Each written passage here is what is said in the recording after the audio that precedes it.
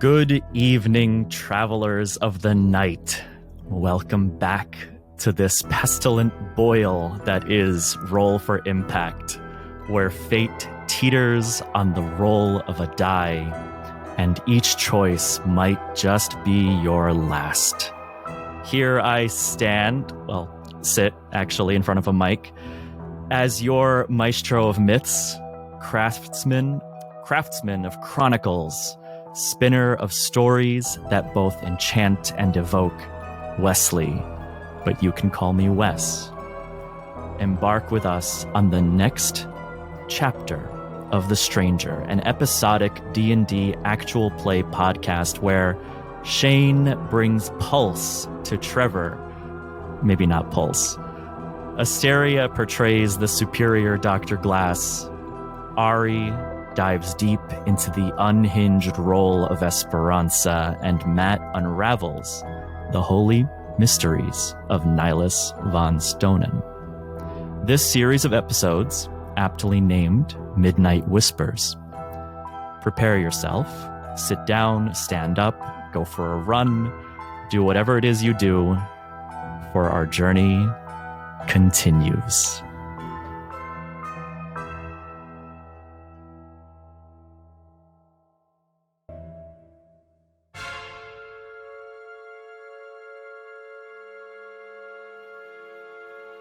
It was long ago.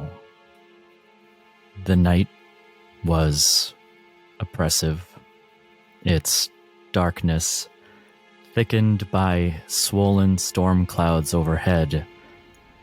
The wind carried the scent of rain, but hadn't broken yet. Instead, a stifling stillness hung in the air.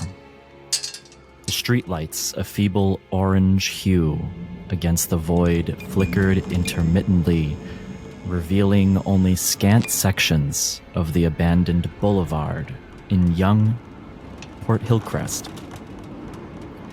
Everything seemed muted. The normal night sounds of a bustling city replaced with an unsettling silence. But from afar, at the end of the street, there came a disturbance. A rhythmic thud, growing steadily louder.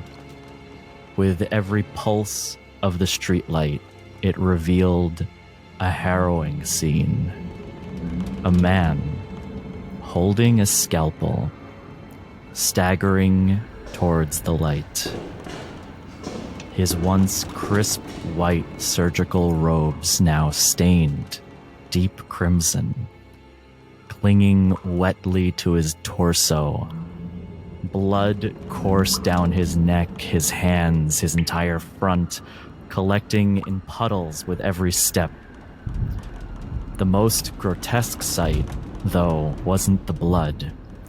It was what dangled next to his ear. The ghastly protrusion of a red, pulsating organ hung precariously, still attached yet seeming to defy nature. One could almost mistake it for a piece of human anatomy, had it not been for the steady stream of blood that accompanied its appearance. Every few steps the man stumbles, catching himself with a hand slick with blood and what was minimally left of his life force. As he approached the dimly lit apartment at the end of the street, he left a trail of bloodied handprints on the walls, the windows, like a macabre breadcrumb trail. He reached for the door, knocking erratically, a sound that was more a plea than a signal. The lock slowly clinked as the door opened just a fraction, and a pair of horrified eyes meet the man's desperate gaze. "Help me," he rasped, his voice a butchered whisper as the world around him blurred and the first drops of rain began to fall. Samuel slumped forward, the weight of this horrific ordeal pushing him into the arms of his only hope. As we begin to awaken after a night of rest, having survived the 5th floor of the whaler, discovered a beast within that would collect the consciousness of those around it into an accumulation within. First to awaken is Trevor.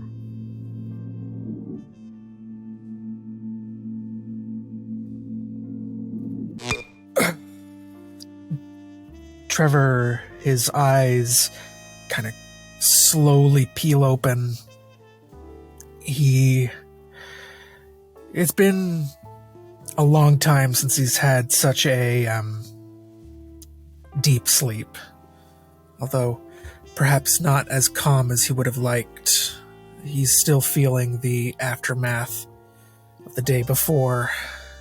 And as he heaves a sigh, he winces slightly as he kind of pushes the blanket off of him, makes sure all of his bandages are decent enough and he hasn't bled through in his sleep. He'll slowly creak out of the, comparative to all the other places he slept, very nice accommodations. He will get up, hunched over the side of the bed, inspect his body for any lasting wounds, just run a hand through his hair, wipe his eyes slightly, and he's going to immediately get up and head over to the nearest washroom just to try and get himself freshened up and change any bandages that need to be changed. He usually wakes up early so that he can do this without getting in other people's way. You step out into the common space, and on the couch, resting,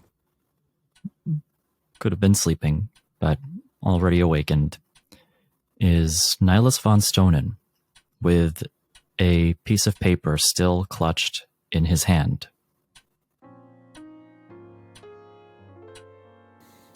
He sits there calmly. He doesn't notice a thing.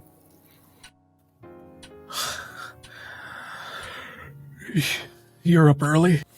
Up early? Late night? Who could tell? After what we experienced, I feel like my mind's been bejazzled all over the place.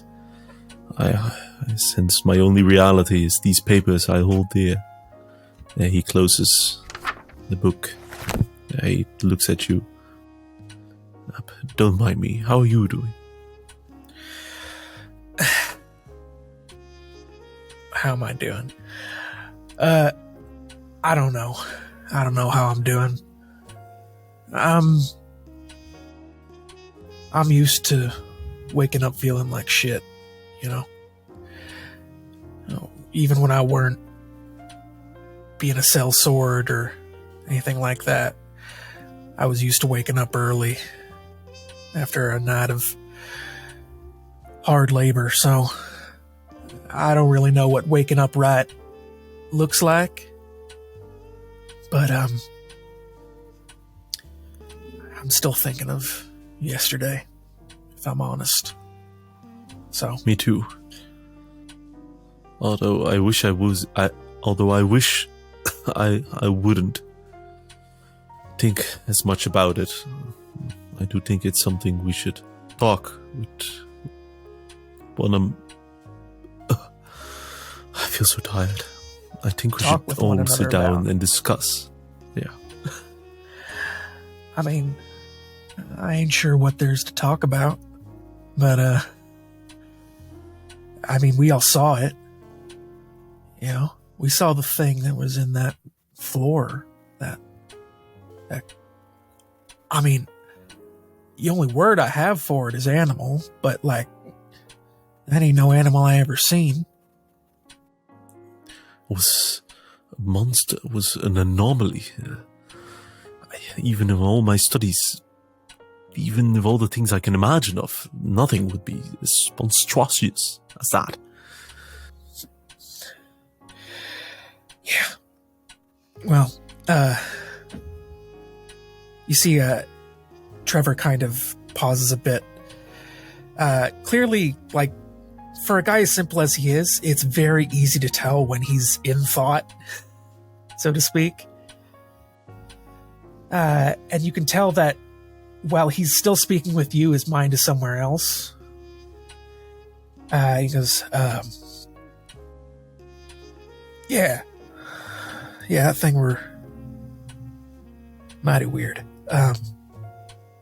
I seen things creepy like that before. Yeah. You know, when you have as many jobs as I did, your whole duty is to get in front of the ugliest some bitches and, you know, hold your own. But thing like that, I ain't seen too many of them. No. But I mean, that's my job, right? My job is to get down and dirty. You held your own, honestly. I'm surprised. As did you. Especially when we were in that other place, the past, the memory, the sleep, I'm not sure what to call it. When all of our minds were as connected as they were, you took charge, you took initiative, you got us out the first time, and if it wasn't for that, I think we might have been lost forever. So, I know you like to make jokes about yourself, about being of less intelligence. I see it in your words and the way how you carry yourself. But you really shouldn't, Trevor. There's something to you, a quite intuitive way of knowing how to march forward. Yeah, well, I mean, I live with a doctor most months now. She likes to paint the world in pretty colors, or not. I wouldn't say that she's naive. No, she's like got more experience about the world and how it works than I ever probably will. But she likes to make complicated things out of very simple things. Nihilus nods in agreement. I just take the world as I sees it, you know? In a place like that, I don't like people messing with my head at the best of times, so when I was in a spot like that, I just kind of... I wanted to do what I'd do best and try and get out. And that was the only way I knew how, so... I know I was a little bit bullish, so just if we end up in me and the doctor, if we end up in a spot like that, I'll more defer to her. I think she's he kind of runs his hand through his hair again. You can see he's kind of still shook up a bit. I'll just let her do what she do, and I'll do what I do.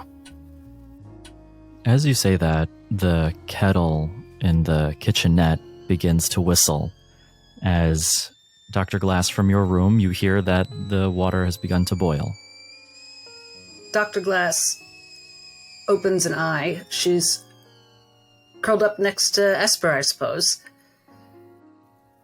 And feeling, well, it'll be hard not to feel better. She is, I believe, less exhausted than she was when she went to bed. Is that correct? Certainly. And if you'd like, we could go through the rest mechanics for a moment. Matt, do you want to quickly take us through what we're doing differently? Yes, of course. Listen up, ladies and gentlemen. As for this lovely campaign, we have done a bit of changes here and there as we are homebrew style. So when it comes to long resting, we have decreased its property value, as long rest is now heavy rest, which would take an entire day. But, not all heroes have that kind of time. So when taking a long rest, as the characters have done now, they can use up to half of their maximum hit die to their own choosing to roll and regain that amount of hit points plus their constitution level. And for their spells, they gain it based on their proficiency bonus and an increase in general activity based on their sleeping condition and if they are well fed. Okay. So I think Dr. Glass hears the kettle and opens her eyes and stretches her bones a bit, and I think she does remember that Esper is there. It's not roll over and bump into her and then remember the situation. I think everything about yesterday is burned into her mind. Sleep was a dreamless reprieve from reality, but as soon as she opens her eyes again, it's all back. So she stretches a little bit and gently sits up, rubs her eyes and reaches for her cane in her silk pajamas that someone picked out for her, that she has to admit are lovely. Tell me, Wes, are her initials embroidered onto the pocket? They are not. They are not. Okay. But they're very expensive in make and quality. So she looks over at Esper and wonders if she should wake her, since she looks so tired. As Dr. Glass is going to come into Esper's peripheral vision, it's going to be apparent that Esper's eyes were partially open, and as the movement in the room comes to actually be ahead of her, her eyes are going to fully open. The darkness around him, the dark circles that Esper has, they're almost tinging purple on the innermost corners at this point in the morning. But all the same, it's practically immediate that they begin to push themselves off of the mattress and turn into a sitting position. Are you all right, child? Good morning, Doctor. Very good indeed, I hope, compared to some previous ones. How are you feeling? I'm not sure. Is there something you need? Sorry, and Esper will reach to the closest surface where there was a belt of vials placed of a very familiar liquid to a doctor such as Glass. And they're going to tip the vial with one end towards their mouth and crush a little glass bead at the top so that the pressure releases and the actual liquid can flow into Esper's mouth. It would be clear to Dr. Glass that Esper is taking a dose of slow ether first thing in the morning. She's gonna swing it down and give a little shake of their head. Hopefully in a few minutes it will calm down a little bit, and maybe some breakfast. Maybe some breakfast. the whistling of the kettle begins to escalate. Come out when you're ready.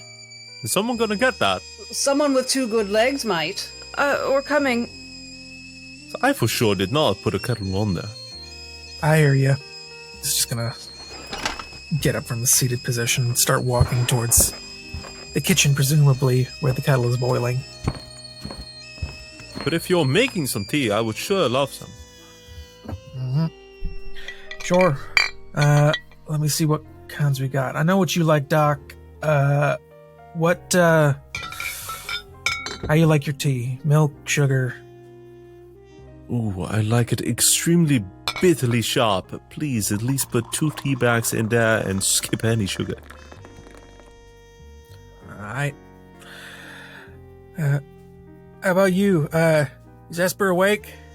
I'm here. I'm coming. Are there any bags of any berry tea? Maybe. He's gonna just I'll start take rifling anything. through the shelves and just seeing what's what. Oh no, really. Whatever is there, whatever Nihilus is having, I'll take that. You'll find a selection of many teas. Oh, man. Hold on. He kind of blinks his eyes, looking at all the teas. You said berry? Yes, berry. I ain't got just berry. Well, no, raspberry, Oh, blueberry. yeah, they got them. Hold on. He's just gonna reach in, grab some fruity looking tea. And just with a nice bit of like decorum that isn't really present in his normal countenance, is going to make up a couple of pots using the boiling water just to make sure everyone got their favorite. I suppose I'll, instead of using the middleman that is the DM, I'll just ask, what does Dr. Glass's, how does she like her tea? I was going to yes and whatever you said, but I think she comes out and takes the cup you made for Nihilus and says, "Oh, thank you, Trevor. Just how I like." It takes a sip, says, "Perfectly bitter, thank you." Yep. I was gonna make a snide remark, but I'll wait till you're out of earshot. No such thing, Trevor dear. And he's just gonna go back to he's gonna make up a bunch of tea for everyone. Not for himself though. Just for him, he just actually starts brewing a pot of coffee. A few minutes later, he'll come out. Literally, like, this is a man who's been more or less, it's the impolite phrase is domesticated. And he comes up with a nice little platter of teacups, all with the handles pointed out towards the drinkers.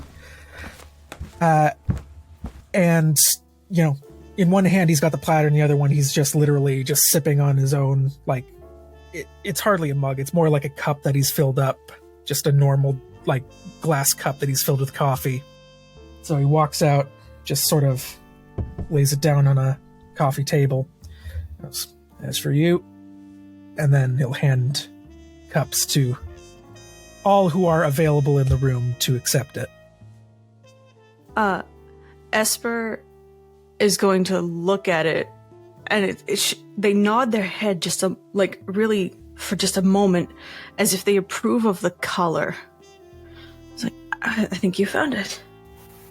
Oh. But they're going to set their cup aside for one moment to let it cool, and you're going to see Esper kind of put their hand to a particular part of one of the many necklaces that they wear on their neck, and they're going to mumble something really quickly. And it's as if enough of a breeze comes by to flutter the clothing that they're wearing, and as it shifts around, even though there's no actual breeze in the room, the clothing changes. The underbust corset that they had been wearing melts away. The shirt collar tightens up just a little bit to be a little bit more presentable. The color of the slacks change, and it melts into this sort of forest green tunic that's a little more tucked in but still baggy, and just some normal brown leather slacks.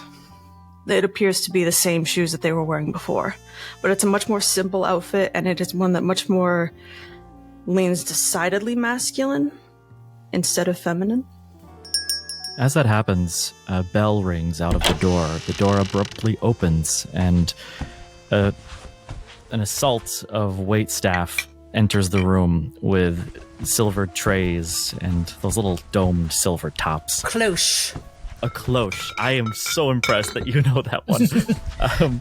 They open up the cloches and they begin peppering these plates in front of anybody who's in the room, any tables that are nearby, professionally not saying a word. And just as quickly as they enter, they scuttle away like a band of raccoons in their black and white suits. And you have your breakfast in front of you. Now, where most of the breakfast has been put is in the table in the center. That table is also where Nihilus had laid out everything from the night before. And you'll also see the piece of paper that was written by Marta, who you rescued from the closet, with the address on it, 42 Maple Leaf Lane. Quick question.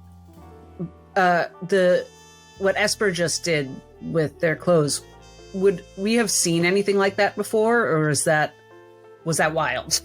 It could best be described as one of the many unique technological marvels that are constantly coming out. In this case, I would say you don't need any sort of check because it was heavily marketed when it was all the rage and now subsided and not Gotcha. so popular. But it's memory weave cloth. It can assume forms and shapes and change slightly to one's preference. As that happened, Nihilus, who's sitting on the couch with his back towards the kitchen, he slowly turned his head as well, saying, "Did someone leave the window open? What is all that tussling? Oh my." Dig in, friends. The Royal Rose is paying, so I had them add lobster to almost everything. Smell muffins and sausages and maple syrup. Some of them Lobster. might be lobster muffins. I didn't spend a lot of time on the phone with them. You only sell this on the main capital. Wow. But just a little word, and I can sort of change how I'm dressed. I have a couple of different outfits all in one. For me, it takes a good dozen of minutes to dawn off and on. That seems remarkably useful.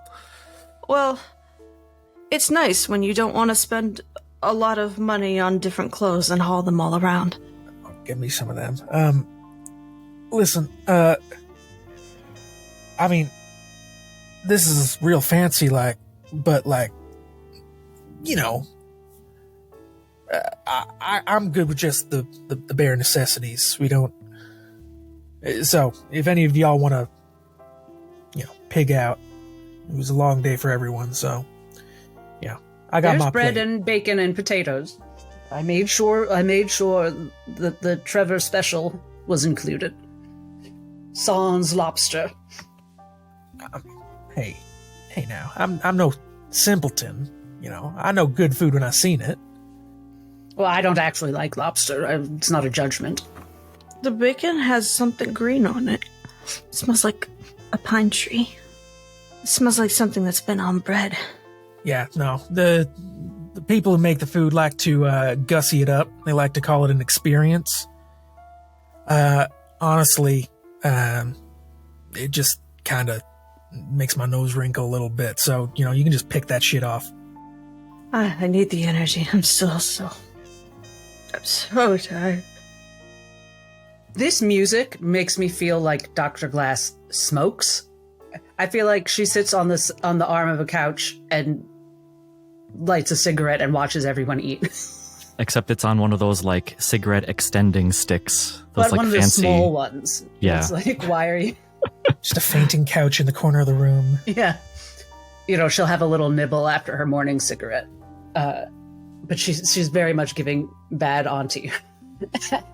And she says, well, what do we think, kids? Day 1 of our seaside holiday at a luxury hotel. What shall we do?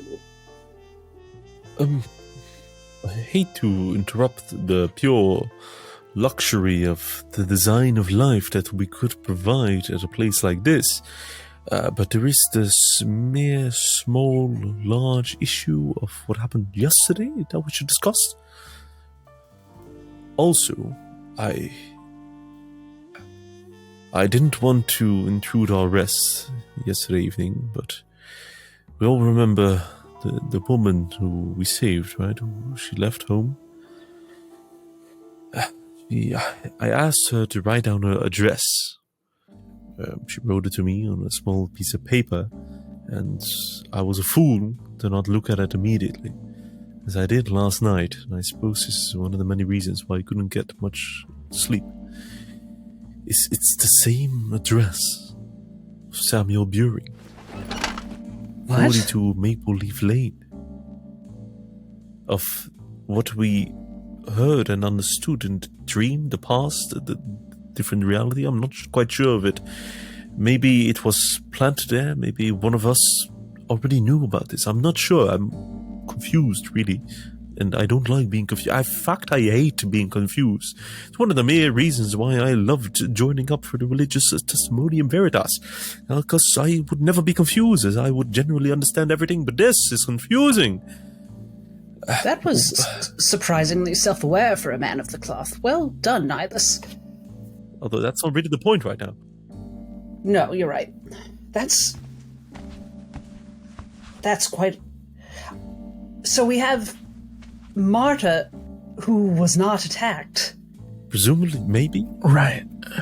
is living in the same place as the person we believe was the architect of that whole historical horror.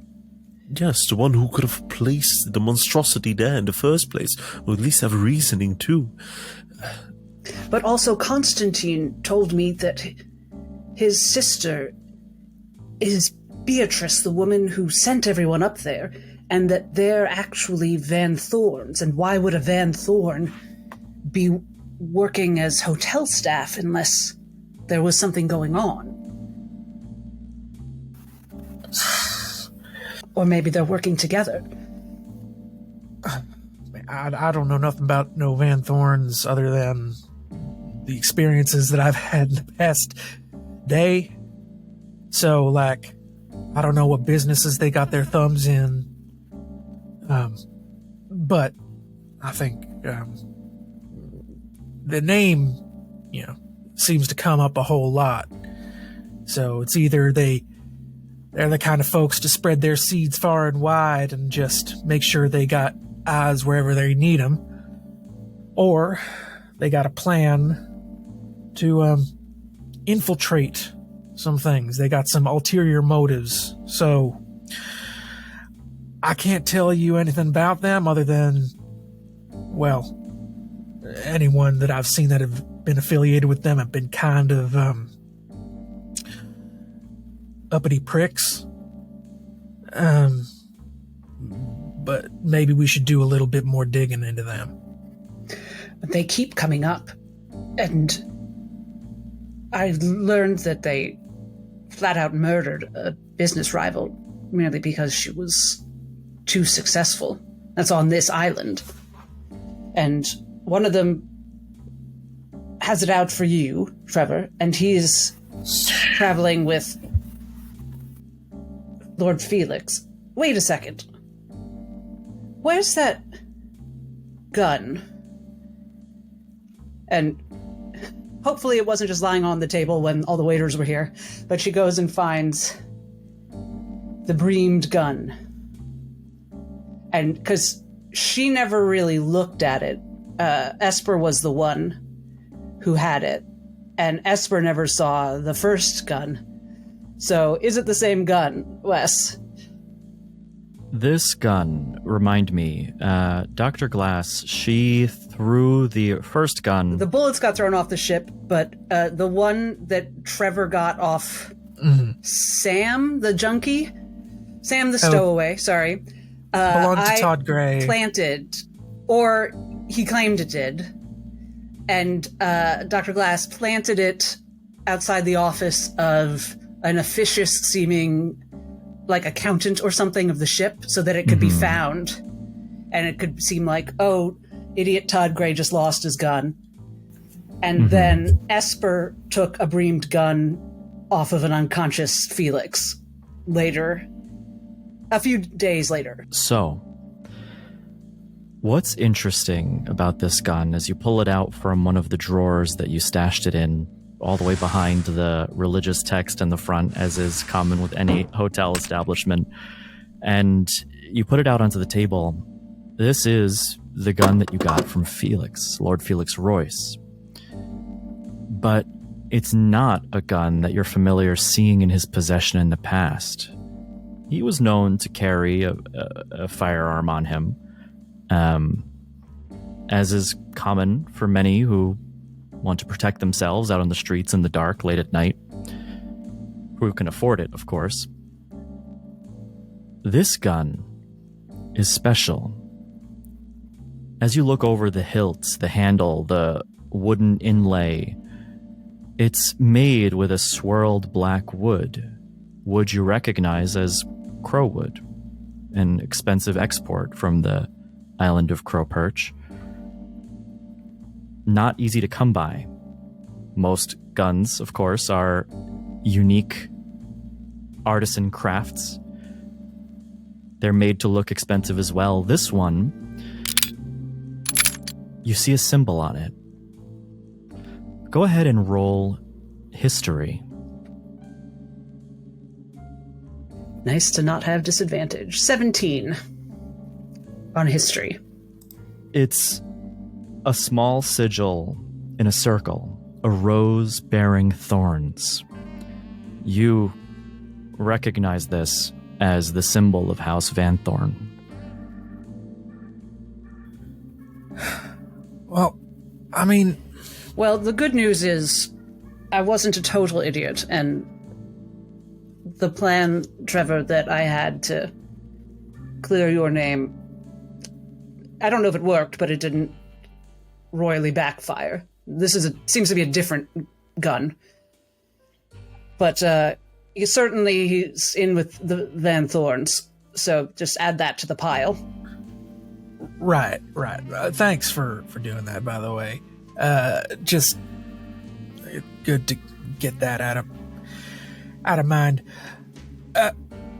Listen, we came here for a reason, right? You know, you was going to Blackthorn University, right? Yes, and on my list today, and by the way, Nihilus, my thing about the seaside holiday was ironic. We'll give you some lessons in recognizing when I'm being ironic. But I do have to write a letter to my friend at the university. I am here early, but I think I may need help. I may need friends sooner than expected. Well, I mean, like, you know, we're here early, but it's not like we ain't going nowhere, right? So we got a bit of time. But, you know, when you want to go to your thing, we'll do that. But like, you know, I was supposed to come with you anyway, right? So this whole thing with the Van Thorns, it ain't gonna throw a wrench in the works, is it? Like, we're on our way, walking through a busy city. Like, we're good, right? The Van Thorns, we might have to deal with them if it becomes a persistent problem. I mean, I'm just saying, I got accosted like multiple times just walking to a fucking hotel. So let's rip this shit out by the roots. All I can say on the matter, on whatever business I have here on this island, however much allies I can acquire along the path after such a dreadful, long, frankly, a lonely journey, I would very much appreciate. Esper has been eating breakfast and looking back and forth towards everybody as they talk.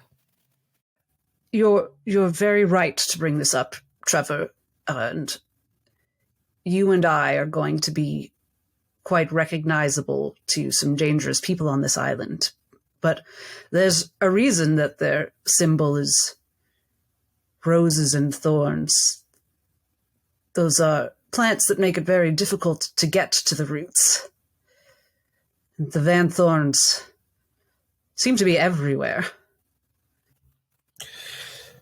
Right. So, all that to say, probably going to be a bad time if we decide to waltz down the city street. Is there really a problem staying in the hotel or even In the suite. Yes. Oh, Well- well, the good news is, I don't think we're safe anywhere. So, we might as well go anywhere. The fuck is up with this island? Nothing's safe, you're saying? Yes, pretty much. Sorry, I don't mean to speak out of turn, but why'd we come here if it's so... Presumably that is a bit of an overreaction, but I do understand what you're trying to say is nowhere is controlled, but I still believe there are some places which are safe, or at least safer than any place could be, but I don't feel like this hotel with one floor below us being such an enigma, that being the case. I mean, we got a guy staying in room 610 who's part of the Van Thorns, who I've already gotten off on the wrong foot with, who's keeping an eye on us, presumably. I don't know where he's at. So, I mean, this whole place is giving very bad feelings all around. So, wherever we're going to go, I don't suggest we do it alone. First things first. You know, they're trying to divide us. So, if we're going to do that, we're going to do that together. That includes you, Esper. Wherever you're feeling like going, I don't suggest you do that alone. I have somebody who's, I'm sure, sober by now, and he's probably wondering where I am, and I'm not very keen on him finding me. So... If I could add to the matter of fact, to moral law, that we should adapt to the fact that there's still someone dead that we should notify to the proper authorities. Right. I think Trevor and Dr. Glass just Come make on. those noises for a little bit. You can tell me that you're seriously considering not to. No, I think the Van Thorns are the authorities. I want to. I'm just... Oh, I don't. Oh, shit, I thought we was... Well, I mean, I do, personally. I want to get Maggie a proper burial. I want to see her somewhere that ain't in a shitty abandoned floor of a creepy looking hotel. I want that, you know, but I'm just thinking about what it looks like. if the Van Thorns are the authority, then they could try to pin it on us. Exactly. Like, we're just some nobodies who literally got off the boat yesterday. Now we're hauling around the headless corpse of the owner of the hotel, and we're just supposed to be like, hey, I just seen this here. Don't worry, I had nothing to do with it, but you want to take care of this? Here's where I'd like to begin. Because, Nihilus, when I said no place is safe, I meant anyone could come in here right now and murder us in this room. We have been housed by vicious people, I believe. I think the clothing I'm wearing was perhaps selected for me as a taunt by someone who intends to murder me. That is a very real possibility. Do any of us have people on this island whom we actually trust? And we could start with them. I got you. That's it. I think the matter of the questions are now not about who we can trust, but it's about which locations, which places we can trust to not be under the influence of, well, opposing factions. Places are just places. We need the people in the places. If we want to report to someone that there's a dead body, we want to have some idea of what that person might do with the information. Now, my contact at the university is someone we haven't been in close contact in some time, but we were close once, and that's the best I've got. I could start there just to make contact with her and feel that out. and perhaps she can give us a bit more of the lay of the land. Well, like, I tried to... I kind of get what Nihilus is saying. You know, it ain't about who we can trust. It's about who we certainly can't trust and staying away from them, right? So let's... But how do we identify them? Beatrice Right. is a Van Thorn. We'll figure that out, all right? Let's take this one step at a time, okay? We know Van Thorns are a no-go. So, I think... And this might be an above-table question, but I believe I heard that Maggie used to work at the Salted Stout. Did I overhear Yes, that? she did. Mm-hmm. Hey. So, Maggie, she told me that she used to work at the Salted Stout. It's like a little inn. I've never been to it, but that might be a place if we want to find, I don't want to say next of kin, but folks who know her, who know where she would want to be if, you know, hypothetically, she ended up beheaded in a little abandoned hotel room floor. So maybe we check around there. I mean, it's an inn anyway, so people talk. We get a lay of the land. We get folks' boots on the ground. Just, it's a first step. I think that's a wonderful idea, Trevor. I'll write a generic letter to my friend in the meantime that wouldn't resolve this morning anyway, but I think that's a very good idea for what to do next. I agree on that matter. I think that could be a smart idea, in fact. I can rest easily, or I suppose rested comfortably last night with the fact that, you know, I helped pass their soul to the next life, but their corpse would still be rotting. I need to resolve that at a quicker pace. I understand the situation that we are in right now. Frankly, if it was me at the authorities' position, I would not look with clear eyes towards our party as is. It looks a little bit to Esther as well when he does that. Well, but if we find people that knew Maggie, maybe we could trust them to take care of it. Exactly. She seemed to be in a bit of shock, but I want to at least leave an anonymous note to speed things along, if that's all right by all of you. An anonymous note with whom? The authorities, the local police. No police. The police are almost certainly owned by the Van Thorns. Not yet. There's no... Police catch criminals, and there's no criminal to catch. Right. So, I think we get two birds stoned at once here. We get him there. We go to Salted Stout. We just say, hey, we need to know who knows Maggie. Does she got any family? Does she got friends who know her better than we do? What are we doing here?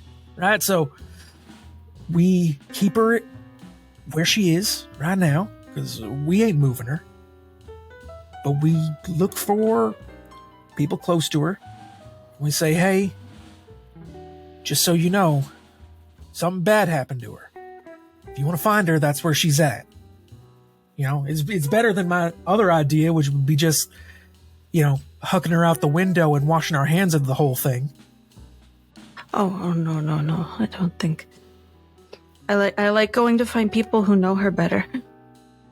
She told people she was going to that floor, didn't she? She did. She did, loudly.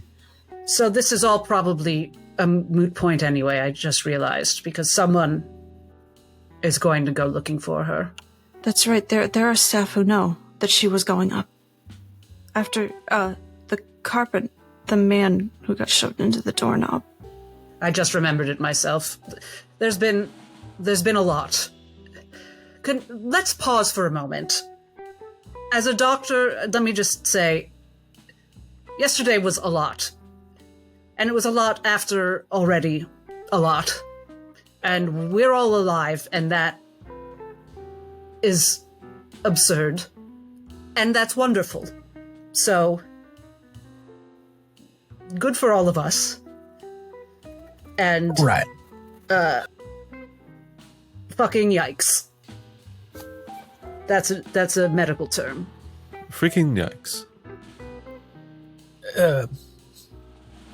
Yeah. In so many words, I'm still working through what happened yesterday. So, let's wait until we got a bit of time to talk through that. It ain't now. We still got work to do. So, Yeah. maybe if they know that she's there, maybe we just wash our hands right now. We just say, she'll be found, she'll get moved, the people who need to know will know, and we just start working our way. I don't know, we're still doing this Maple Leaf Lane thing, right? Is that where we're going next?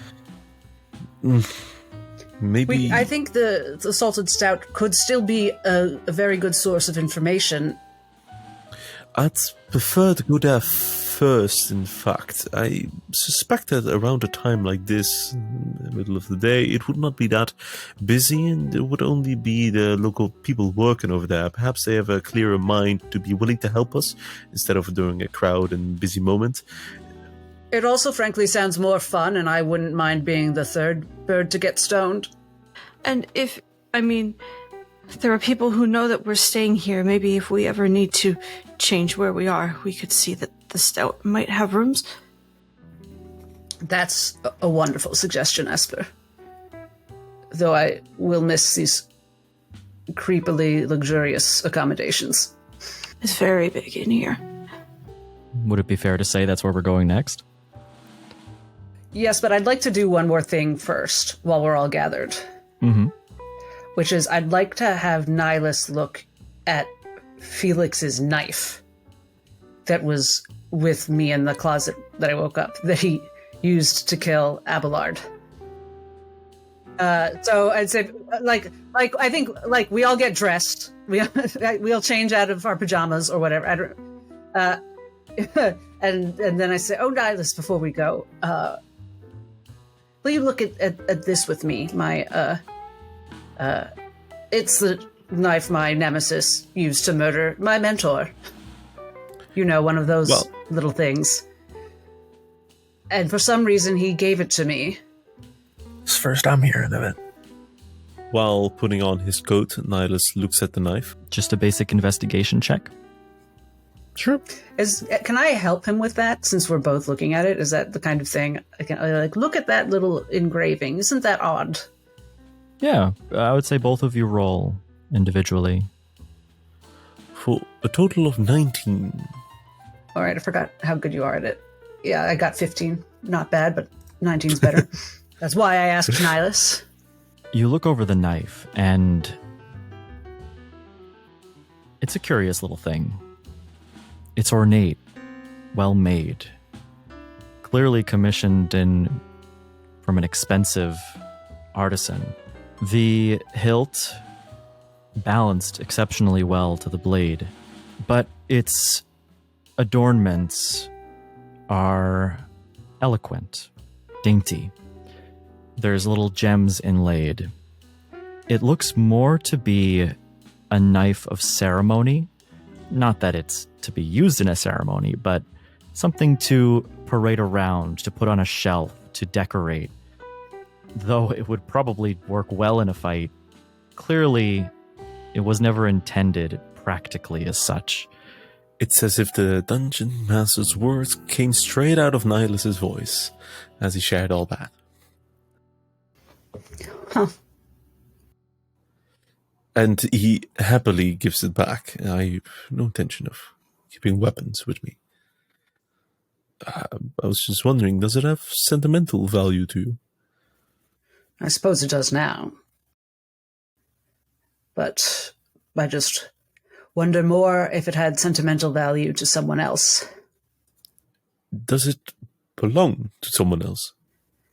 I suppose it's been given to me. Are you its owner? I don't know if it was stolen before it was given to me. I just saw it once in my mind. And that's all I know. Try to remind me later on the evening, perhaps, before going to bed, to take another look at it, would you? Absolutely, yes. As he finishes getting on his coat. He also says, and I do have just a minor bit of shopping to do along the way for some small supplies, if you all don't mind. Oh, sure. I need to get a change of clothes anyway. And what are you looking for, Nihilus, along the way? He is specifically looking for a couple of spell component supplies. Perhaps even if he can pay more money, he would try to buy it in order to be sent to the hotel, as it's a bit of a larger item, not something he wants to be carrying around. A brazier for being able to cast a familiar spell. Got it. You throw your jacket over. All of you cumulatively leave the room, heading down the ornate halls of the hotel, passing the paintings and pictures, a very modern sight in contrast to what you experienced recently. As we're going down, Esper would very specifically slow them down for a moment and go, if it's not too much trouble as we're going, could I nestle in a bit into the middle of you all? I don't want to run into Augie. Oh, yeah, Very sure. wise. Anything you want me to say? I mean, I can knock him out if he's in trouble.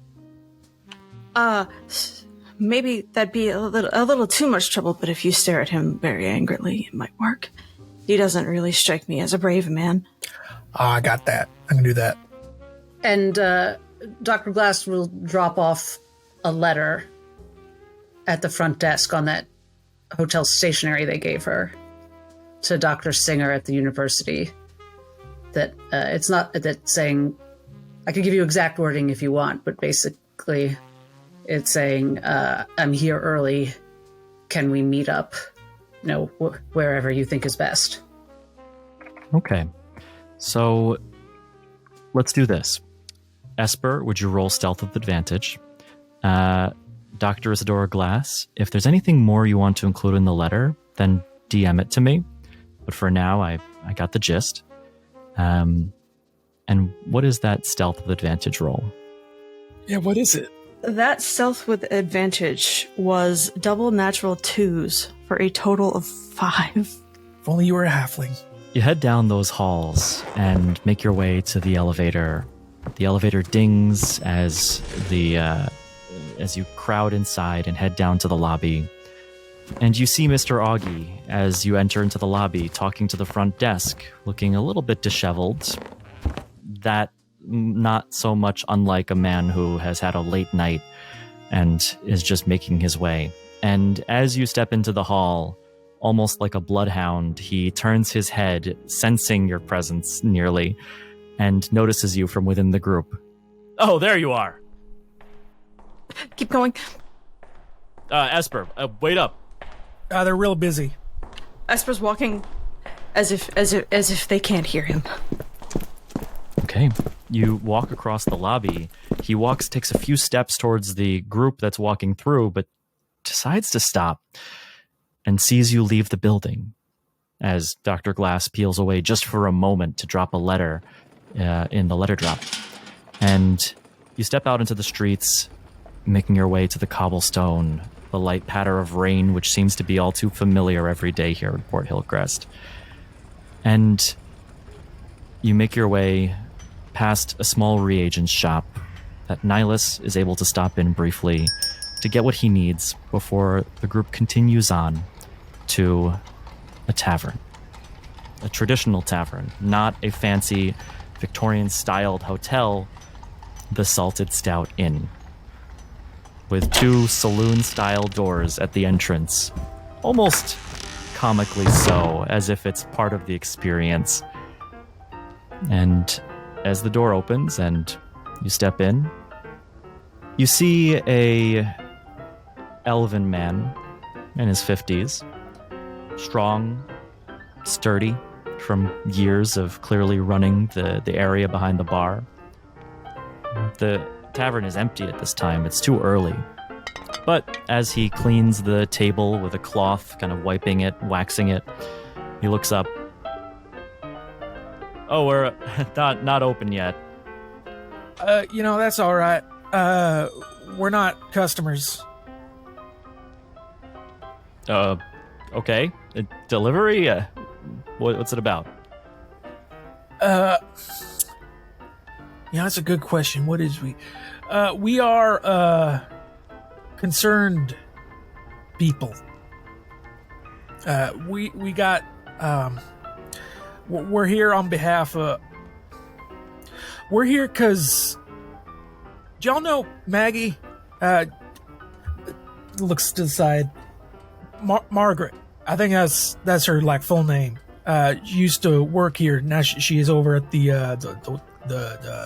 Whaler. Yeah. When the Whaler opened, she was called back in. Took the job. It was a big promotion for her. I'm happy. I just can't say that I'm okay with missing my favorite barback, housekeeper, but she's on to better things, so why do you ask? Hans puts his hand on Trevor's shoulder. He just notices the tone, the tension in the room for a moment. Is everything okay? He realizes how loud he's talking, and he kind of just looks around, notices the hand on his shoulder. He kind of leans over the bar. She don't happen to have any family that you know about, right? Anyone who knew her real close like? You see a slow nod as he reaches below the bar and takes out a unmarked bottle of liquor. And he takes out several shot glasses and begins pouring them. Yeah, I know what this is. No, Maggie didn't have any family. But we're her family, as much as can be. She's been here for 10 years. We all know her. What happened? What happened? If it's too disturbing, it's all right.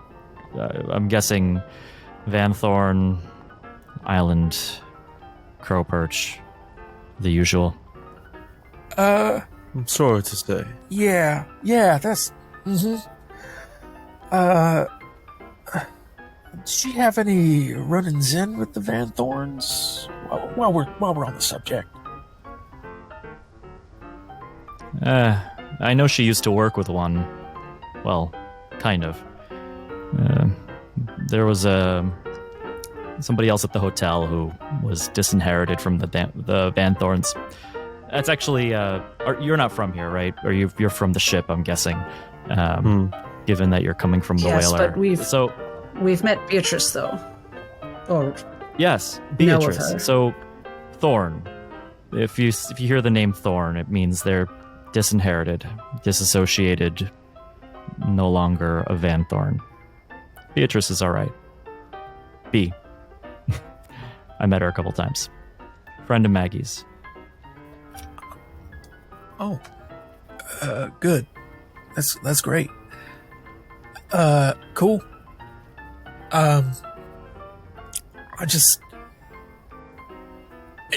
I figured I would let you know that if any folks come in here asking around, especially them Van Thorn folks, that you know what the deal is. So yeah. We're trying to look into the matter. I'm afraid it's quite recent. But as my dear friend is trying to say, I'm afraid she's passed on from this life onto the next one. Yeah, I got so much. Here. He pushes the shot glasses forward and takes his and swigs it. To you, Maggie. Slams the shot glass back onto the table and puts his under. to Maggie. Down his shot. Yeah. Just kind of wordlessly. Thank you for that. Turns it over and slams it on the bar. It's alright. Do you know Marta at all? She asks. Marta. Yes, actually, that name rings a bell. One of the colleagues of was one of the colleagues of Maggie. I think she mentioned her name, just a subordinate. I don't think they were close in any way. It's a small world, I guess. Sorry to be this careless about it. Would you say if you knew if she had any enemies? No. Maggie couldn't make an enemy if she tried. She was a hard worker. Everybody knew her. If something happened, well, it would be a surprise to me if it was just. You know what I mean? Agreed. Of course. We are new to this island, and a bit rattled already. I was wondering if you could give us a bit of advice. Are there any areas to avoid? Any people to avoid? We don't know really what the authorities are like here. Are there any famously haunted addresses or anything like that? So the full rundown, I gotcha. Here's what to expect. So first of all, if you're new on the island, unless you're here because you're in a family, stay away from them. They're all dangerous assholes. You don't want to be associated with anybody. The Van Thorns, the Meridials. Look, avoid them. Besides that, there are things to do on the island, but you're in Port Hillcrest, and there's no leaving this city unless you have reason to, a permit, permission. It's really locked down. The king, he's been recluse forever, it feels, and his regency, associated with, basically each member of the family, a representative, is running shit, and it just keeps getting worse. As soon as this saturation lets up, if you don't got a reason to be here, just get the fuck out. I mean... A question, if you don't mind. I heard rumors that there was some kind of curse and an illness spreading about the island. I want to provide my assistance wherever I can, if at all possible, at least learn more about it. He leans across the table, lowering his voice a bit. You're probably best not to ask around. They don't like it that Port Hillcrest, travelers especially, know too much about the inner workings of what's happening behind the wall. But... So the city itself is not troubled much by it? Riddled. And if anybody with the... well, they call it feather rot. If anybody with feather rot is spotted in Port Hillcrest, they're removed right away. Some disappear, but that's nobody I know, so. They want to keep that under wraps? It's apparently very contagious. I don't know the details. There's a certain level of a need to know that us common folk get to know, and that's not among them. I appreciate that heads up. Only drink approved water, family approved water. That's all I know. About the saturation, you haven't maybe seen it take over whole towns, have you? Well, the saturation is kind of all around the island, around the ocean, but if you go north past the Citadel, there's a part of the island that's just been overtaken by it for as long as I know. It's been creeping a bit, but very slowly. It would take many, many years to overtake anything. But they call that the What about here the in no-go zone. Port Hillcrest? So it's never come down towards here. No, not as far as anybody knows. I mean, there was a period of time before when this island got populated again. It's before my time, years ago. Rumor has it, I guess it's not a rumor anymore, but everybody disappeared. People thought the island was cursed until it wasn't, and it was profitable. Makes sense, I guess. Don't care too much about the dangers that are present when there's money to be made. So, we've heard about these Van Thorns, like to throw their weight around. This is a bit of a personal question, and I don't even know if you got the answer to this. You told us about the other houses here. When I was on Her Royal Rose, I seen boxes coming into the city about another noble house that I don't think they originated here. But maybe they have a presence here somewhere. If they're sending stuff. Are you aware of another noble house by the name of Gaspard? Actually, yeah. So, just so you know, at this point, there was a time when the island was a treasure trove and anybody was coming. But it's changed, and there's some big families, and there really is not much of a chance to do quite anything. Very rare for families to try to stake their claim at this point. It's just, he leans in again. I mean, it's kind of dangerous. But I did see House Gaspard, and they have a house down the street that they purchased where they house their people. Nothing's happened to them yet. They seem to be doing a good job over at the docks. So, consider it a tiny success story. Yeah, I will do that. Cool. Where are they from originally? Somebody was here from the house. I think the town was called Beale. That's it. Yeah? You from there? Yeah. That's why I was just so curious. You know, it's so out of the way. I didn't think a little piece of home could follow me so far. Huh. Beale. That's a coincidence.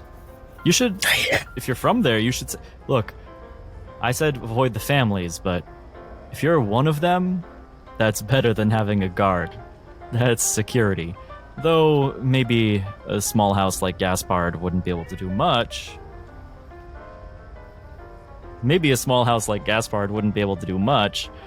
But it's better than nothing. You know what? That's a great idea. I'll give it some thought. Thank you. Sorry for distracting from what we were talking about. It caught me off guard. So I'm not great at talking. Why don't you, Doctor, just he's going to take the bottle from his side of the bar and just start pouring himself another shot. You're doing just fine, Trevor. She does, as she moves her shot glass forward for a refill. Nihilus pushes his half-drunken shot glass towards Trevor. Esper's is empty, but she pushes hers away too. Look, you And Dr. Glass has put some money on the bar. She's not assuming that these are all free. He pushes it back. He doesn't want it. That's all right, miss. Aww. Look, you came here to tell us about Maggie. Means you knew that she worked here. You're new on the island. So you meant something to her. So this next one is free. Mighty kind of you. If you're looking to avoid the families. you could stay here. I'm not saying, look, if trouble is what you're bringing to the island, then I'd prefer not. But for Maggie, I'll consider you her last check-in, her last guests, if you want. Idea's working, but Oh, you're killing it. That's very kind. I think we might take you up on that. Happily. Yeah, it's no whaler, but the rooms are nice, and we have somebody new who keeps them clean. And Oh, really? if... Somebody new? Oh, yeah, just another local we brought in. Nothing to worry about. All of our staff is very carefully vetted. And if mingling with families and putting your nose places ends up becoming a trend, I may have some favors to ask in the future. For now, this is a favor for Maggie. And she raises her shot glass and says, I love favors. I really do. What's your name, young man? Is he young, by the way? I don't know. He could be 70. He looks like he's in his 50s as an elf. He's, a burly All right. guy who has worked the bar for years. So yeah, young man. You can call me Ed. Then Edmund is what they call me, but most guests just call me Ed. Dr. Glass. Isadora to anyone who's buying drinks. First drink is free, not the rest of them. Understood.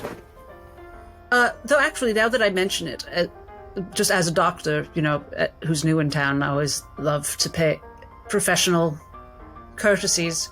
And I've heard the names of a few doctors. Is there a Dr. Buring in town?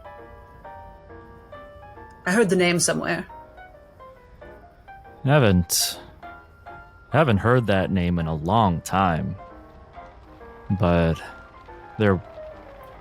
I'm pretty sure there was. Long time ago. That's all I know. I know almost everybody, but yeah, and haven't heard anything about Dr. Buring in a long time. Why do you ask? I must have gotten confused. I get confused sometimes.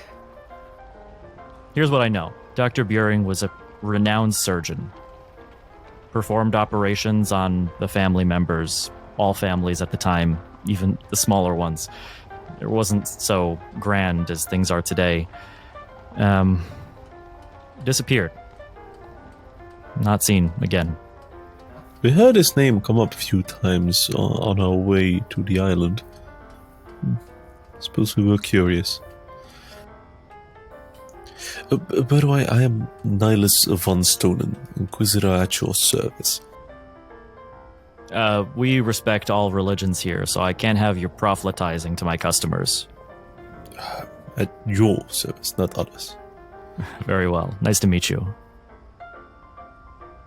Would you please be a dear and help me find where I can find this address? As you said, it was still a bit new to town, and he opens up the paper, which says the Maple Leaf 42 Lane. Maple Leaf. Yeah. Down the way to the left out of here, you'll find the town square, and head on towards the water. There's a small alley where you'll find Maple Leaf. It's one of the older streets in town. Marvelous. Great.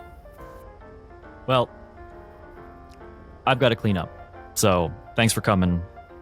The invitation stands, and favors, if you're here, we'll talk about it later. Thank you for all of your help. Certainly. Yeah, my Thank pleasure. you, Ed. And he goes back to polishing the table. Nihilus walks out the door. Just drinks Esper's shot and follows. You head out towards the street, and I presume you're following the directions he gave? You make your way through the streets, and not before long, you're in front of an old building. It's made of bricks, Its exterior is humble and simple, a little bit weathered even. Water has crept in and has weathered the old lumber decorations. The paint is faded. The plants on the outside overgrown. A small stained glass window in the door is the only way to see into the building. All of the windows are shuttered. But on the top floor, a light is on the second floor. You can tell behind the shutters a little bit of a glow. What if Dr. Beering has been operating on bodies and snatching them, and he snatched Marta's body, and Dr. Beering is Marta? What? That's very possible. You know what? Never mind. Okay. I'm trying to remember. Constantine said that he was being paid to transport the creature by Beering. But I remember so clearly that Beering wasn't at that party. I felt very strongly that he knew things would go wrong. He had been invited, hadn't he? Invited, but he did not show up. I suppose that's a good point. I don't know if anyone there knew him except for Constantine. I know when they called for a doctor, he wasn't there, but maybe it's less odd than I'm thinking that he wasn't there. I suppose... I'm just wondering, was this a nefarious plot, or was this greed and stupidity? Do you know what I mean? No. Well, that's all right. I remember reading a long time ago some sort of article about the whole event itself. I merely briefed past it, but somehow my mind glitched onto it. I don't think that Constantine himself was found at, well, the massacre itself. So what we witnessed and what we remembered in the past that we experienced was somehow different than as it truly is. Meaning I'm not sure what ever happened to Constantine in the first place. Right. Although he would be old, he could in theory still be alive. Okay. Or perhaps he was entirely devoured. Yeah. That's also certainly possible. I'm thinking if there were any person in charge of handling that thing, it's quite a danger. I don't know. As far as that Buren feller, I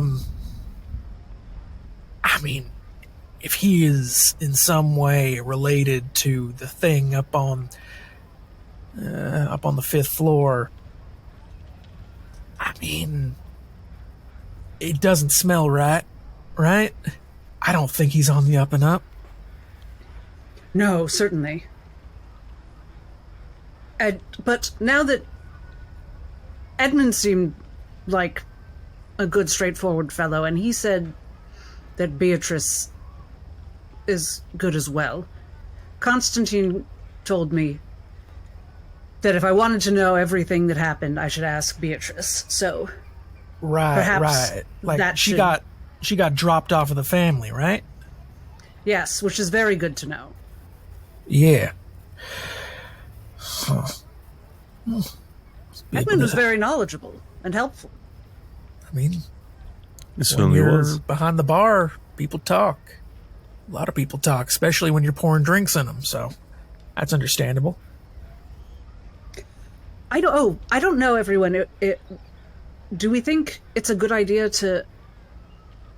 Would it attract too much attention if we immediately left the whaler? I think we should maybe Well, I mean, check in at the Salted Stone. Maybe have 2 residences I think it's while we figure better things to- out. If things fall out with the whaler. I think we might want to tackle what's in front of us right now, though. Yeah. And she looks Yes. up at the house. Maybe we keep it in the back of our minds. Or if we make it out. Agreed. True. Let me just refresh my memory on my spell. The house is in front of you. You see the door with the stained glass window. A carriage goes by behind you. One of very few. The street gets not that much traffic at all. But it patters on by to the end of the street as you contemplate. What are you doing? I'd like to, if there's a little alley, I'd like to ritually cast Detect Magic. So standing outside, Just concentration. you cast Detect Magic ritually, and inside DMs hate this one trick. you see some vials very similar to the ones you saw in the safe on the ship. They're clearly slow ether vials, stacked up neatly. Again, it looks like this is something that some people just have. Otherwise, nothing else of a magical nature comes to your attention from within this house. Well, while that's happening, I'm assuming Nothing magically alarming. Yeah, it's like 10 minutes to cast that spell. So at this point, I'll just be like approaching the door. Is the stained glass like over top of the door, or Yeah, is it in it's the over windows? top. It's kind of like one of those little rounded windows at the top of a door. Depicts a crow sitting on a perch, the art on the stained glass. I get it. He's going to. I want to see if I can find a way to like look over top of the doorway. To just like if there's a railing that I can stand on. Hopefully it's made of metal and not wood, and I don't just crash through it. But if there's anything I can stand on at all to try and peer through the doorway while Doc's off doing her magic. There's no question that you'll be able to find a way to stand on something to look up here. You wouldn't have to roll a check for it. But please do roll a check for acrobatics, because I'd say that there's a little bit of a nimble component. All right. I'm a monk, right? That means I have proficiency in acrobatics, right? Right? Okay. That's not bad, actually. It's only, that's a 15. You wedge yourself between one of the metal guardrails on the side and a wooden post of the building, able to lift yourself up nimbly enough to not cause too much of a ruckus outside. You're quite quiet. And as you look through the window, you see a humble living room, a kitchen, and interestingly, you see... One second. You see Marta as she's cooking something. You recognize her. The glass only tints your view, but you can tell her features. Mm-hmm. She must have stayed home today, didn't go into work. Looking through there, you can see, looking at Trevor, he kind of does take like a 5-second pause, just staring through the window. Sort of caught off guard by some unfamiliar feeling.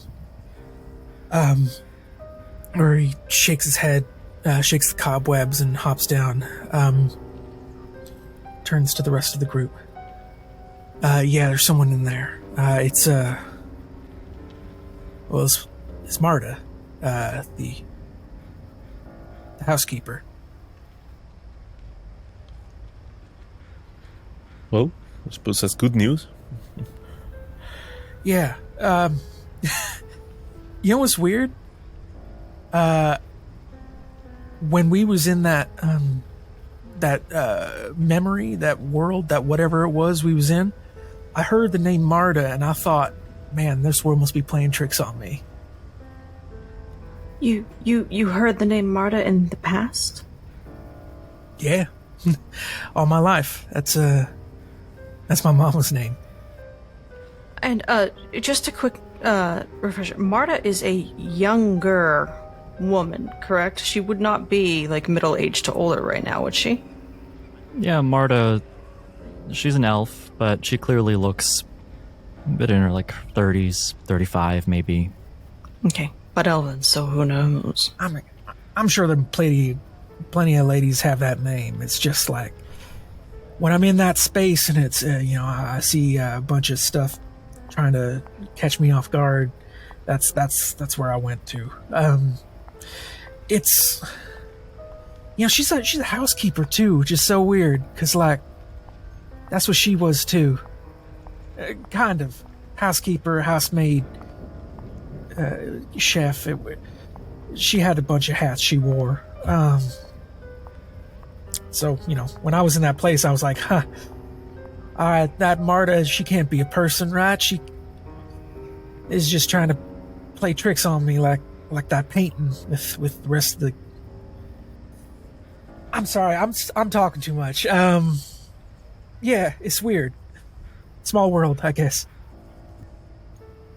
Would Trevor ever have mentioned his mother before to Dr. Glass, or would this All be the something? time. If there was ever a time to talk personally, he would have told you about his mother a lot. He's a real mama's boy. As far as like subject matter, if ever there was a time to talk about past, like he wouldn't talk much about his home. He would talk a lot about his mother, though. Actually, you probably would have brought up Mr. Gaspard too, because that's the person that she worked for as a housemaid. So basically just bring her up as someone who's like really tough and has gone through a lot in her life, and now he's here to try and make her proud, pretty much is what you'd go off on.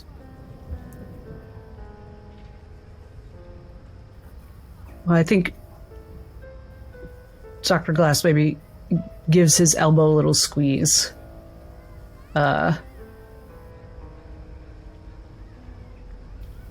Says, well, I hope it's a coincidence. I mean, I think so. That ain't look like her, so... At least... I don't know. It's certainly the a lovely shittiest, name. funniest things that let you just take a peek into the past, but... it is what it is. I'm just chalking it up to a massive coincidence.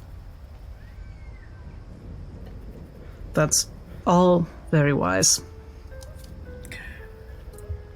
Anyway, enough of my yapping. You about done with that spell? Yes. Sorry, all. Nothing interesting to report, which is good news. Not interesting news, but good news. Let's see how she's doing, shall we? Right. Maybe someone else. Yeah. Yes, that's why we're here, isn't it? To check on her. Nidus takes a couple of steps towards the door in a very unique Kieranstonian way. He holds his pinky with his thumb, and his 3 remaining fingers knock on the door. A common way of knocking back there, but must look a bit familiar out here, as he knocks 3 times. For a moment, you hear a surprised gasp. And then footsteps towards the door.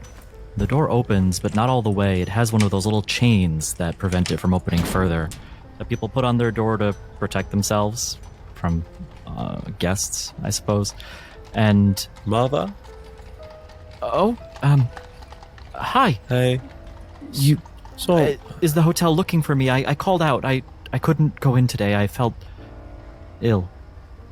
Sorry for disturbing you, Martha. It's us, of course. It's absolutely fine if you're staying at home. We're here to check up on you, see how you're doing. Are you all right, my dear? I'm okay. Are you sure? Right. Yes. She closes the door, unlatches the lock, and opens it all the way. Thank you for coming to visit. I would be glad to make you something. Tea, coffee. Why don't you come in? Not particularly thirsty, but I would appreciate if we could just sit down and talk. And really, we're here to see how you're holding up. And he enters. You step in to this house that smells musty. Cushions of the sofa are askew. A lamp is lit. A grandfather clock ticks. But the air still feels still, stagnant. The faded wallpaper looks old, both intricate in pattern. But Wes, would you say it's perhaps suspiciously musty and unkempt for the home of a professional cleaner? I would say so.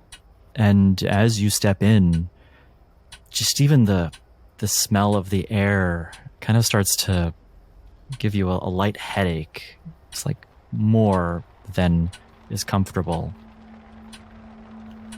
I think, strange smell or not, Esper is going to be checking every corner and where there's a piece of furniture that casts a shadow behind it. Esper's eyes dart to it. You look around, and no corner of the house offers you much insight or respite. The sensation is that of uncertainty. Every corner is just a little darker than is comfortable. There's a sound that rings from the oven in the house.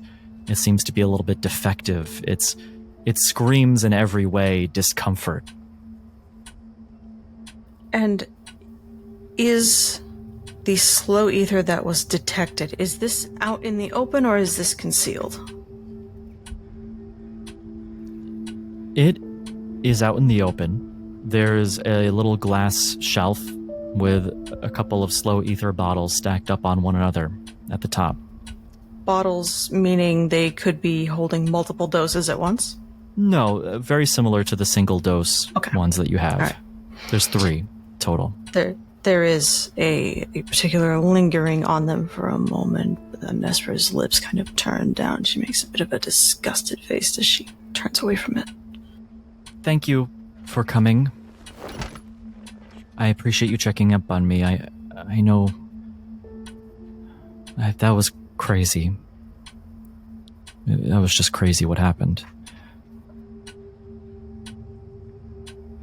To say the least, yes. To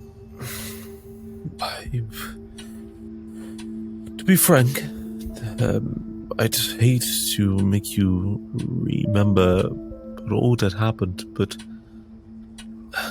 it's crucial that we understand what truly happened, try to investigate, try to solve and prevent any further abominations. Wait. Would you be able to tell us what happened?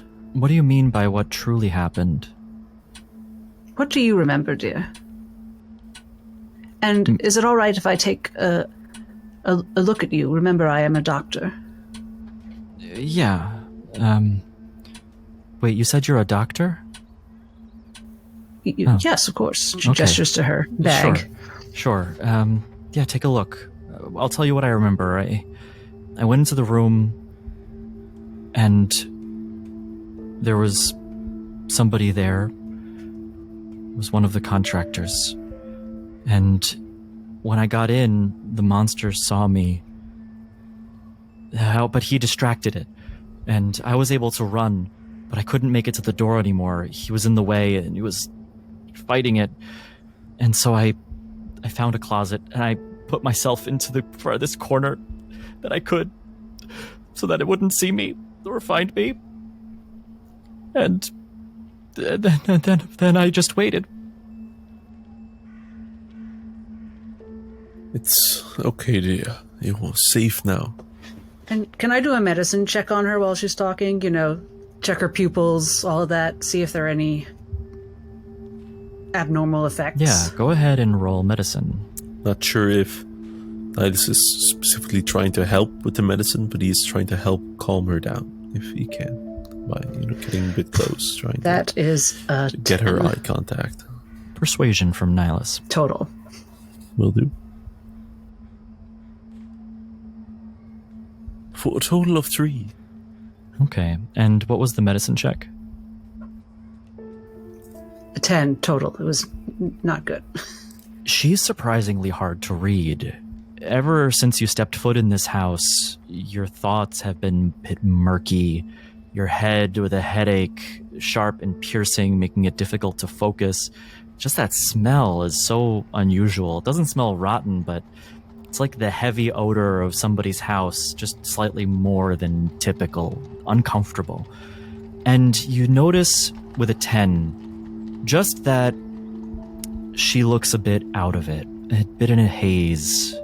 Her pupils just slightly dilated. But she did just go through what most would consider a traumatic event. She looks uncomfortable, and Nihilus' attempts to calm her don't seem to help. Do you live here by yourself? It's sort of a large house. Yes, Or it's just me. just one girl. Yes.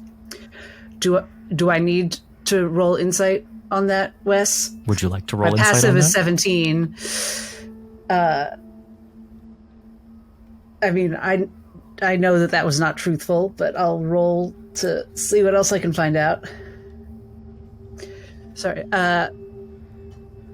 I rolled a 23 on insight. So is she answered quickly. Did she look in any particular direction?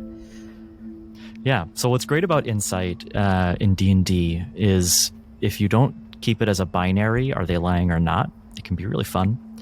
And as you carefully inspect her as she's speaking, keeping note of all of her features and tics, where she's looking, she says, "No, I don't have anybody else in the house."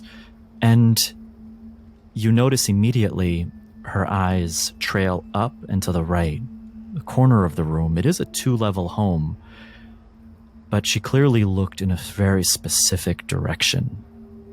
And as you notice this, she tries to overcorrect, and she looks down to the other corner of the room and puts on more of a concern. It was just very difficult.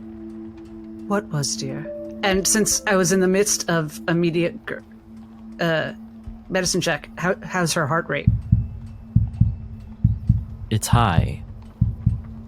Do I feel like she's afraid of whatever it is? Well, that's going to be tough because she could also just be afraid of these line of questioning in front of her. You do notice she's pale, sweating a bit. And a 23, I mean, it's a great roll, but you'd have to be able to distinguish. And in this case, it's hard to distinguish between fear of the guest and fear of whatever else there might be. Insight checks are not admissible in court. Yes. Which is why Dr. Glass didn't want to go to the authorities. She's the authority. But sorry, she was speaking. She said it was just hard. What was it? What was the last thing you said? It was just really difficult. I've never seen a body before, and walking through the room and past that monster, I tried not to look. I tried really hard not to look. But you did? Yeah. Yeah. It was terrifying. I know, my dear. That's a very normal reaction. Nihilus, instead of sitting a bit up close, goes to lean back and he takes a notebook from one of his inner pockets. Might be able to help you speak more freely, but it will be alarming at first. It's perfectly safe, but people sometimes are startled by it.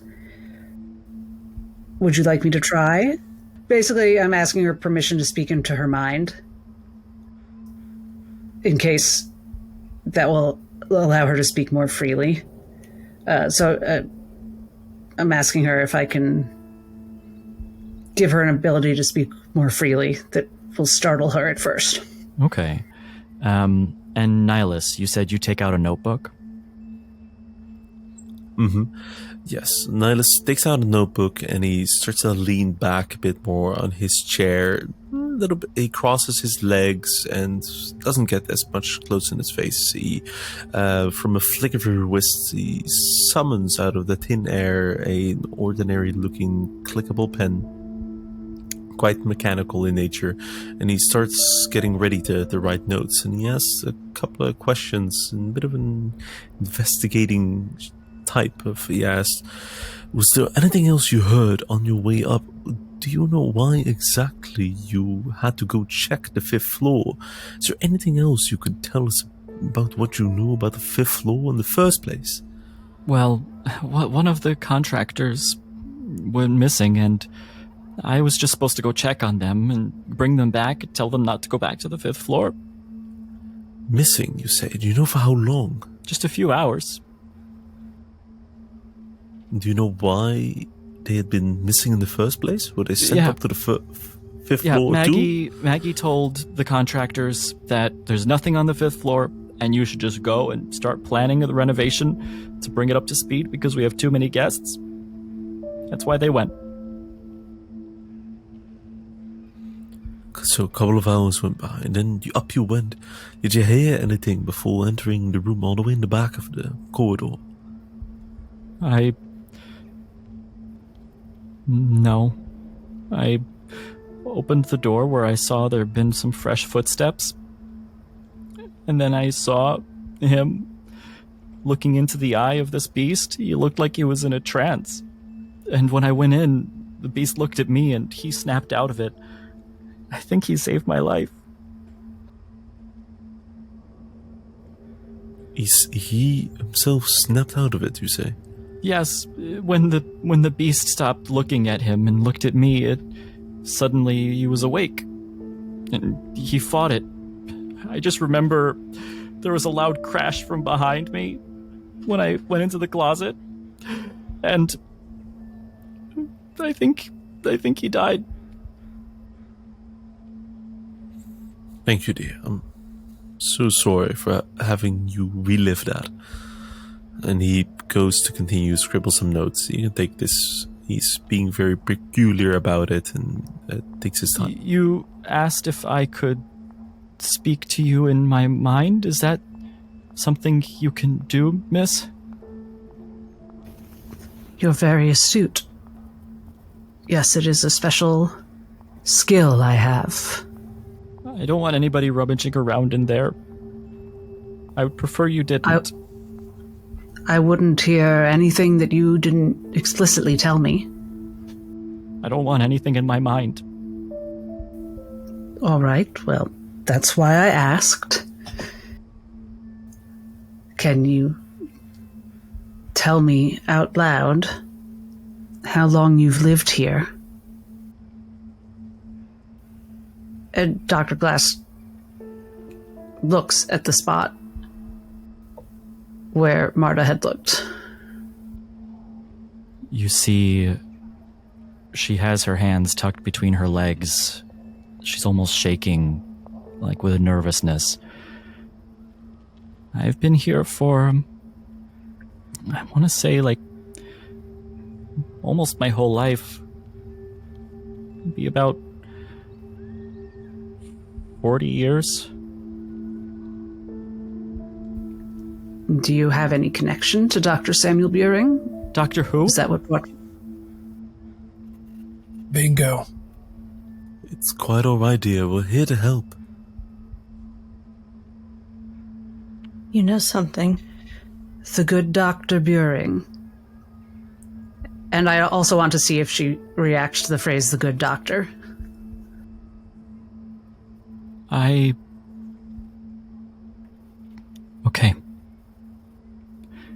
Okay.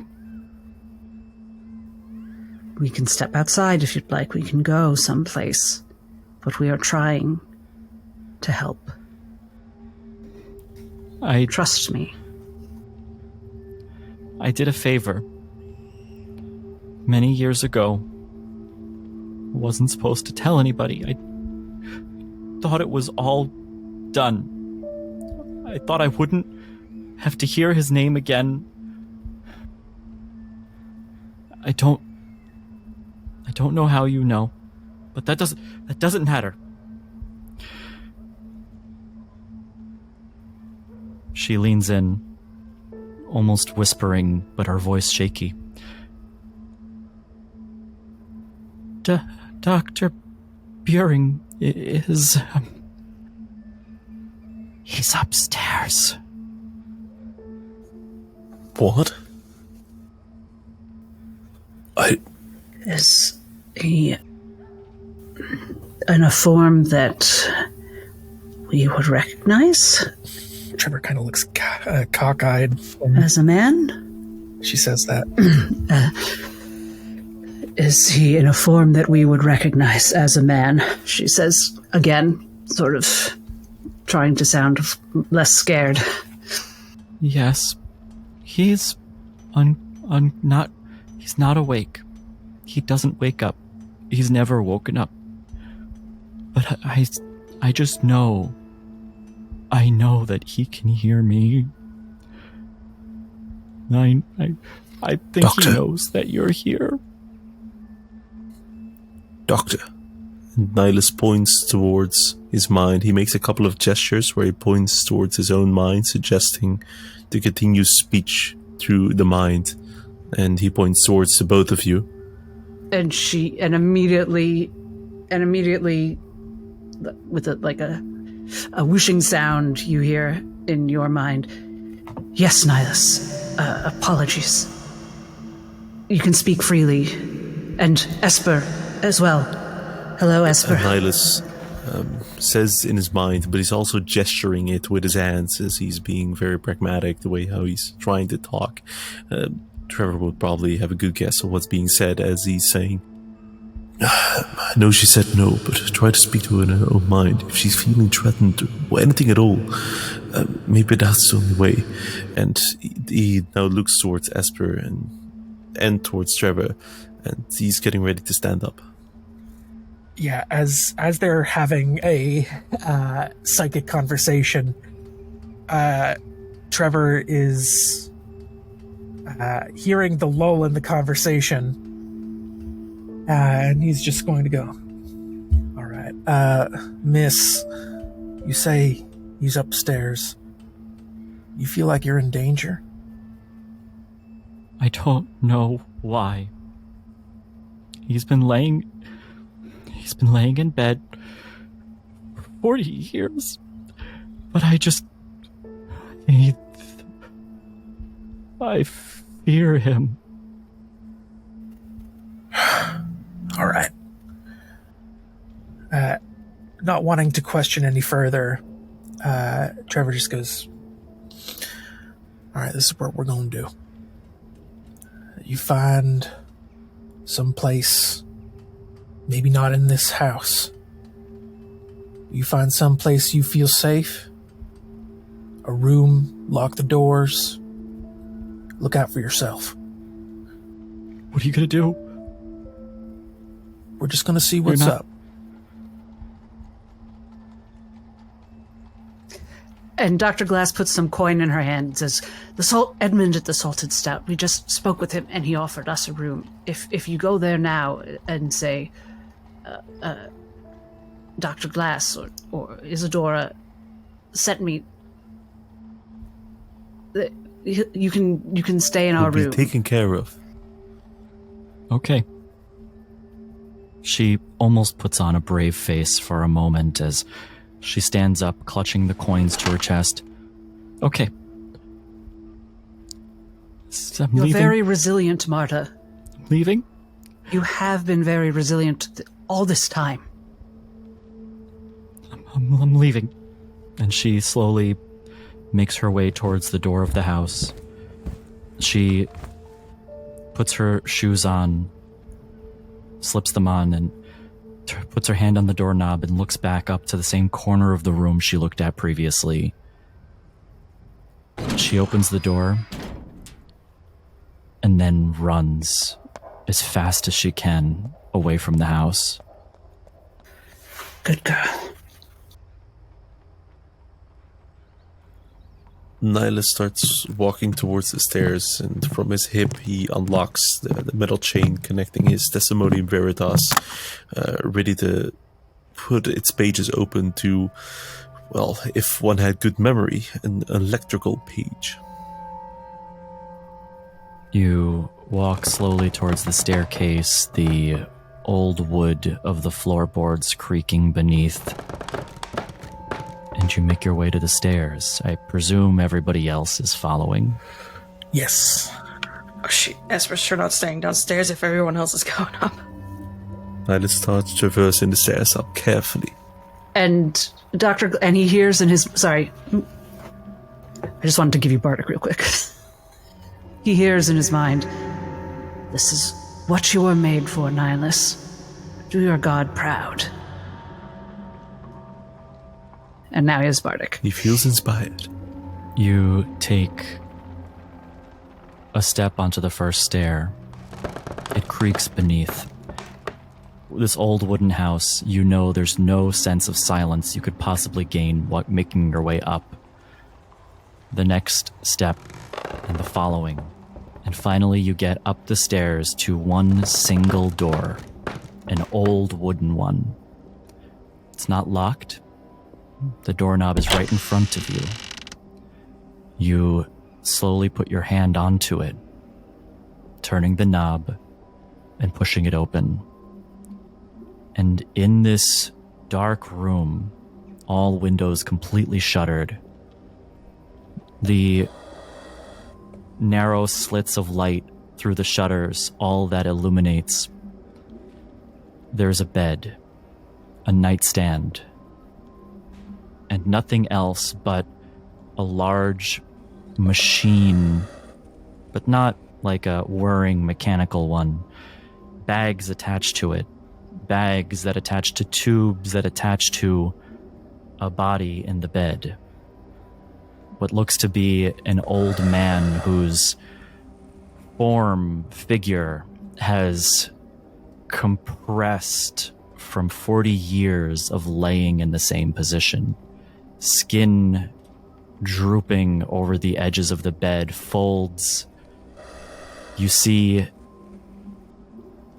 a mask on his face that seems to force air in, and protruding from his head, a large oblong-shaped red organ is all that could describe it, that lays onto the bed beside him.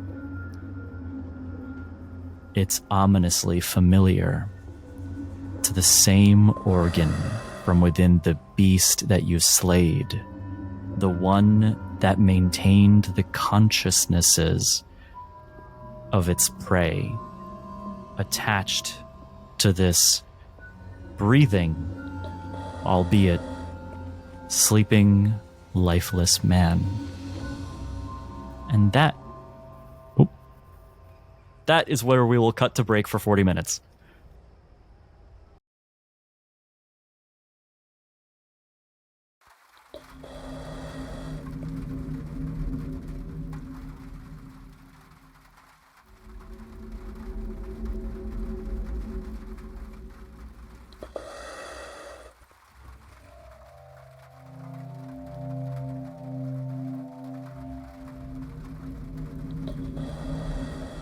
Stepping into the room, the only sound that protrudes beyond the general noises from outside is the respirator that's attached to this man and his face. You hear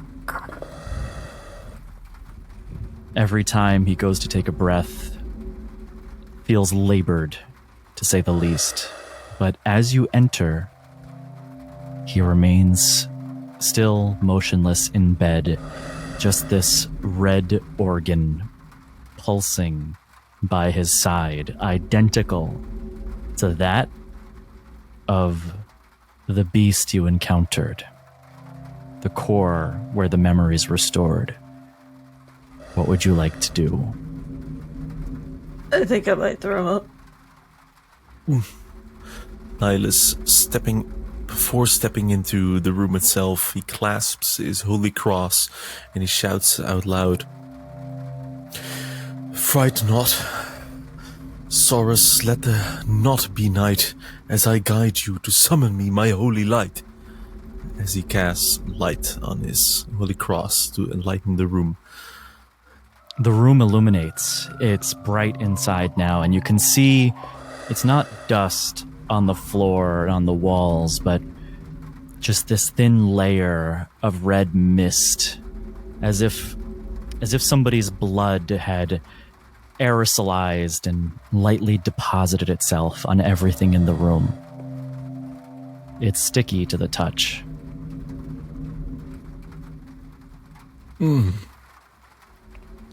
What in the damnation has happened here?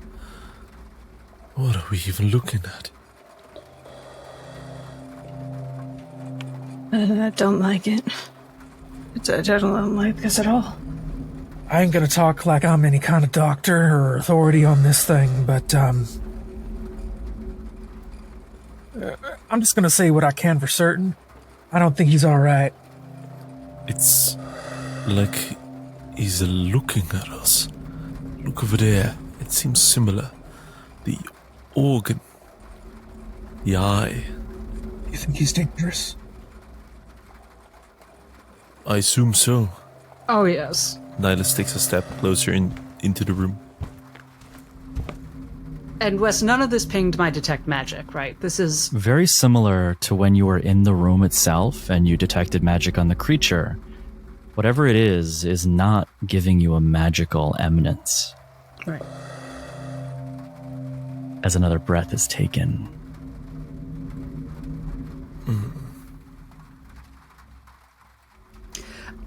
She's going to try it one more time.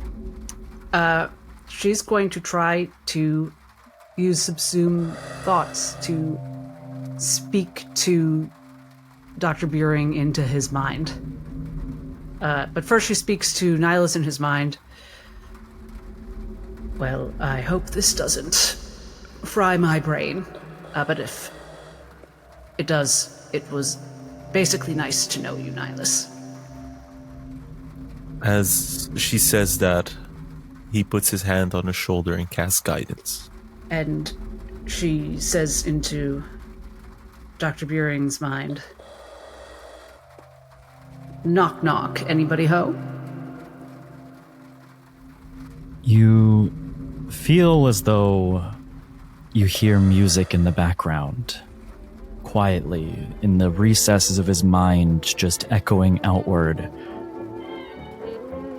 And as you say this, you hear a response.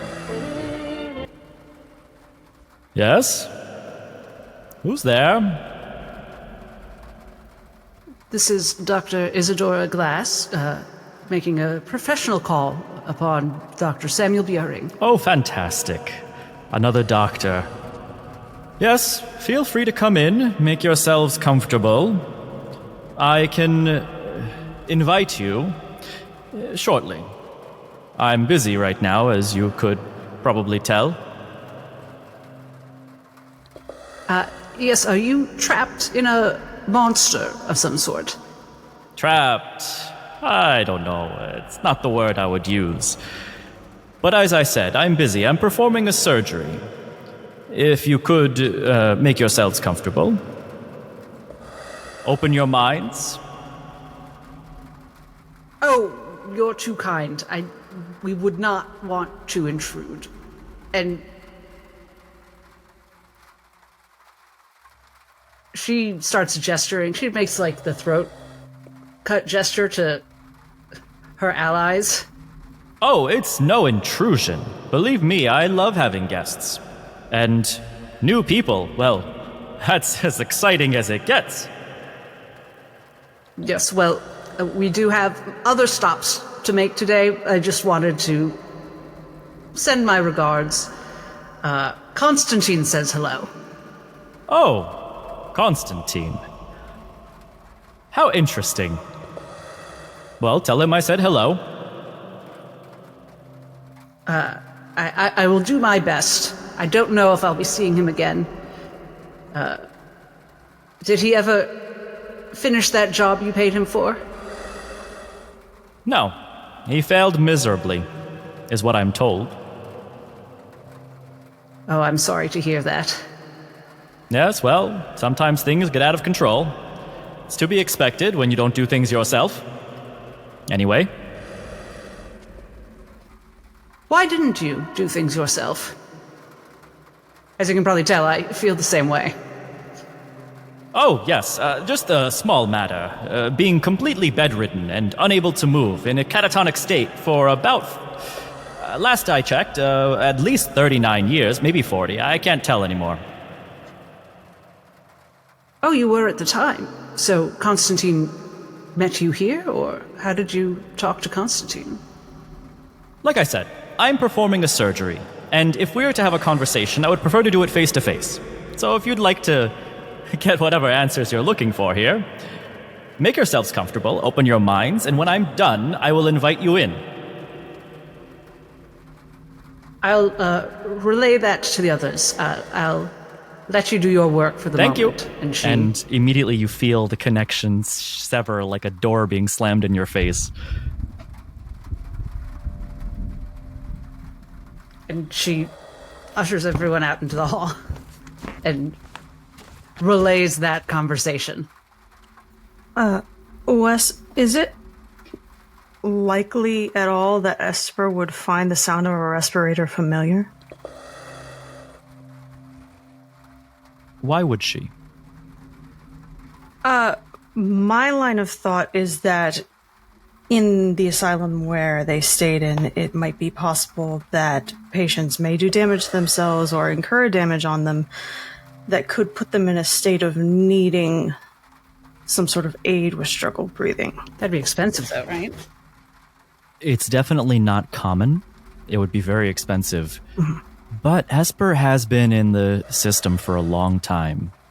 And I would say roll a history check.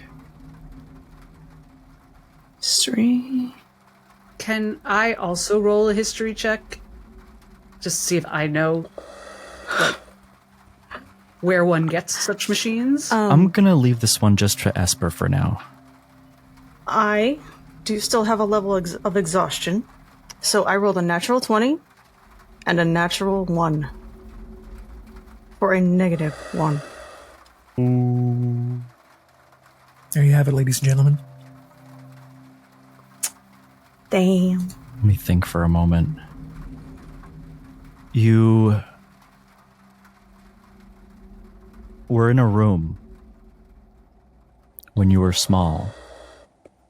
Early days of being in the system, of seeing doctors, of having visits, of getting medicated. And a doctor walks into the room. He steps in, looks down at you. You shake your medicine. Yes? Good. Because you're being transferred. And he grabs onto your hand very tightly, uncomfortably tightly. Where am I being... Where are you taking me? He begins pulling you through the door and dragging down the hall. You had to... Where are we going? Where am I being taken to? He's not saying anything, and he passes a door, and there inside, just for a moment, you hear a familiar sound, like the sound of a respirator. But he grabs onto your hand even more tightly, and whatever insight you might have gained is lost to his dragging you through the halls until he gets to the door where there is a carriage with a large metal trunk in the back. Padded. Get in. Let go of me. Let go. No, I'm not going. I'm not going. Look at me. He grabs onto your shoulders and pulls you into the direction to see him. Let go. You can't make me. You can't. Your parents are done. They're not paying for this bill anymore. You're being transferred. It's over.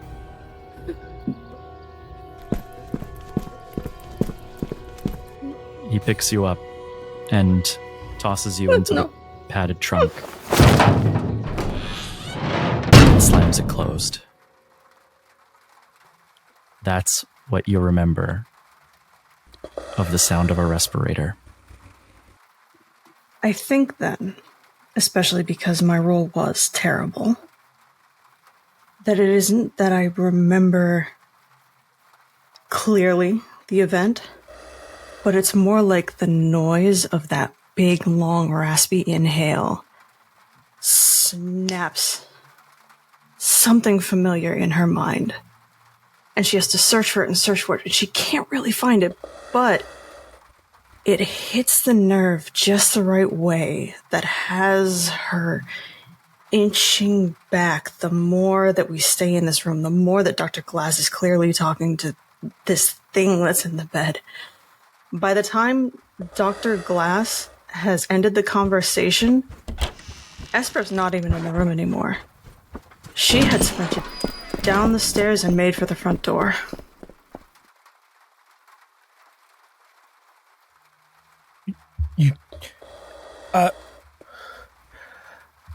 I'm gonna go see if I can catch up to her. I think You do that. I'll be right back. He's gonna leave the doctoring to the doctors. I'm just going to head downstairs and just try and retrace their steps. The door is open unless something shut it. It's open. And Esper is out on the stoop. Ma'am, just passing by. Oh no, Mara left. Yeah, she's just gonna stick her. Trevor's just gonna stick his head out. Say, "You good?" I... A second.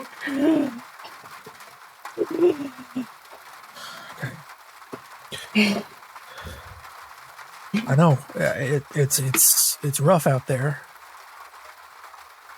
You just...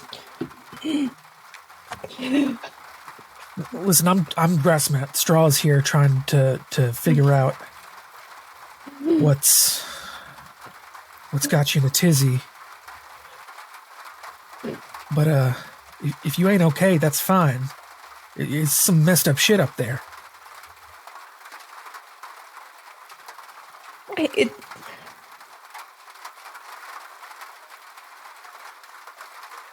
Like, placing a hand in the air and pushing on it as if they're trying to, like, push against something that's not there repeatedly for a little bit, and progressively their breath doesn't get calm, but it gets calmer from heaving gasps.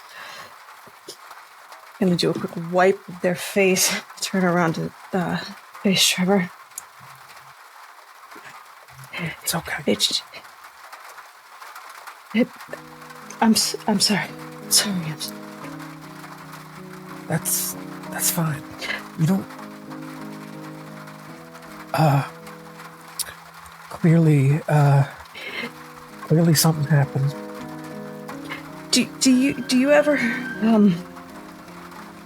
like out of nowhere, do you ever smell something or see something or hear something and it brings you back in your mind to something so long ago and you don't even really remember what it was, but you can remember how it felt?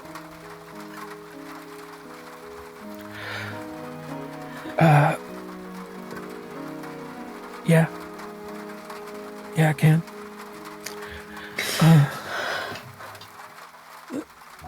Esper, I understand if something happened there that overwhelmed you. You know, we go through a lot in our life thinking, time heals wounds. But some people know that ain't always true, Sometimes we just forget about it, A lot of time Sometimes that's how we heal, and it ain't until we see it again that we realize we ain't done any healing at all. So I get it. I think you got it really right. You hit that nail.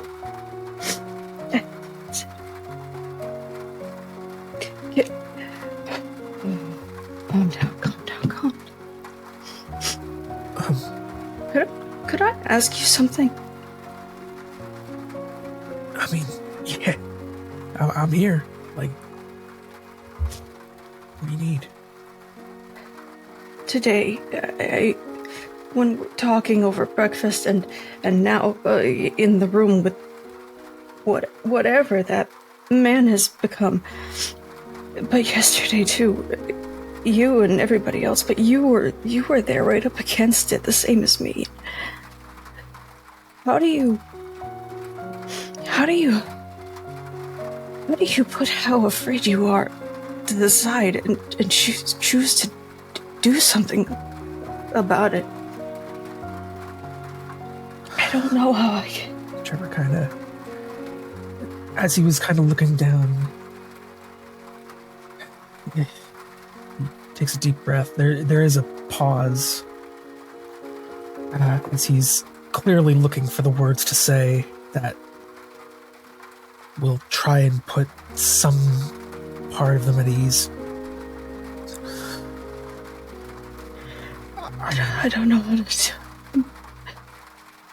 I don't know how to do that. I've never. Let's put it this way, I suppose. It wasn't that I wasn't scared. I was terrified. Right? Mm-hmm. And that thing, when I looked at that creature, it reminded me of my own feelings, you know? And then I went a little crazy. You know, my whole life I was, you know, I have to be physical. If something's scary, that just means that there are parts of my thinking that need to take a rest, take a break. But fear never really goes away. No. So, when you're in a spot where anything can happen, and there's a good chance that you probably won't make it out of there the same as you went in,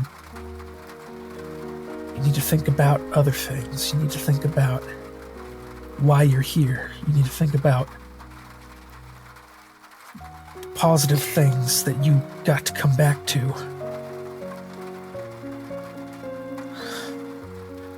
Now, I don't claim to know what your life was like before I met you. And I ain't gonna make no assumptions.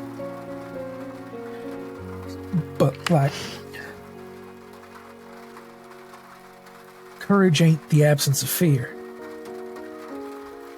You know? It needs it. So, there are times where you gotta use that fear and turn it into fear of something that you need to keep. See, if I died up in that room, there's a lot of things I didn't do that I wish I could have done. And that's the fear that kept me going.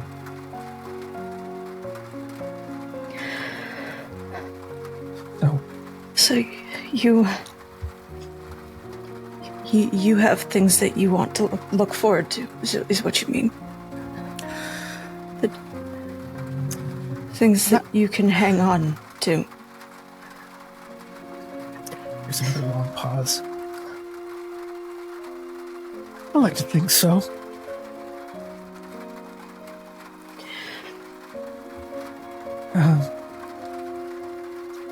I think the key thing to keep in your head is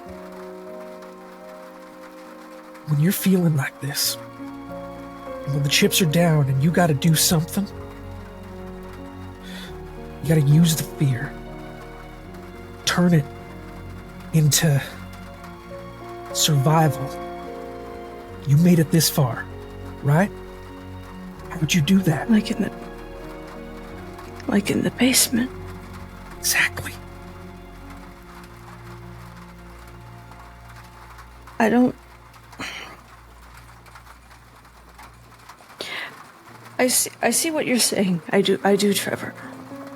I don't think that it is exactly the same way for me.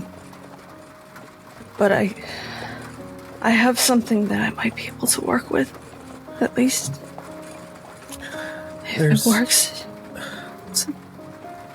There's a lot of times where I'm fighting against something, and after the fight, I wonder how I was capable of such a thing. Whether... I'm serious, all right? I grew up as like some pissant farm boy. I weren't built for fighting, but I don't know, maybe it's the orc in me or something, but when I'm in the middle of a scrap, there's something that just takes over. And I gotta work hard to not become that. So maybe when you feel fear, it's something else. Maybe it ain't just fear. Maybe it's something trying to sneak its way into you. Maybe it ain't just fear. Maybe it's sadness. Maybe it's anger. Maybe you're mad at something. So maybe when the going gets tough, your best bet, don't shoo that anger away.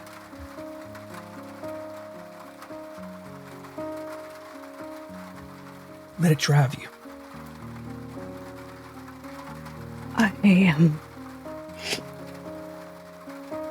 I know we don't know each other very well, Trevor, but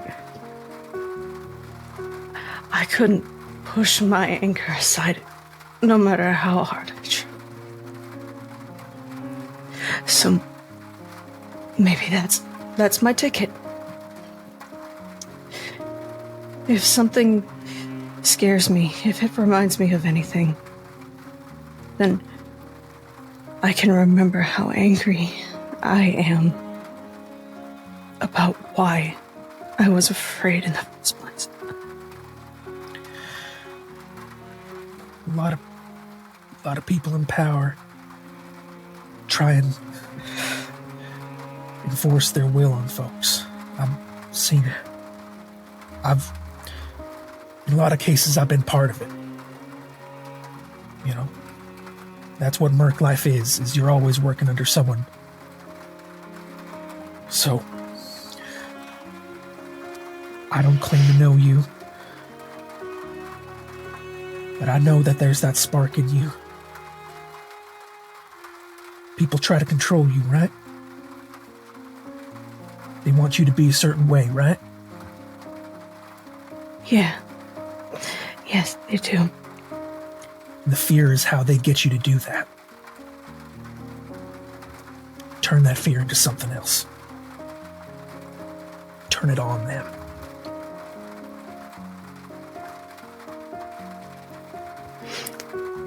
We'll see. I'm not, Is it bad that I heard that noise and all I thought was I wanted to go over to that man in that bed and rip the mask off? Now, if I were a smarter man, I might have said, you shouldn't let your baser instincts get the better of you. But I ain't a smarter man. I'd have done the exact same thing. Esper's gonna, sort of shuffle their weight a bit, get up on their toes slightly, and reach a hand up towards Trevor. To not being smart people.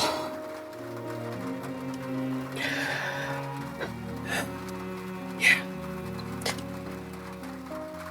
Thank you. Thank you. There's no need to thank me. Just, There is. I don't know if I want to explain it right now. And we left them inside, and I'm sorry to them. But so we should get going back. I'll do better. We should go inside are you okay? and see that they're okay. No, but I'm better than I would have been if you hadn't come to check up on me. All right. So, try to work with it. We can settle with better. We can settle with better.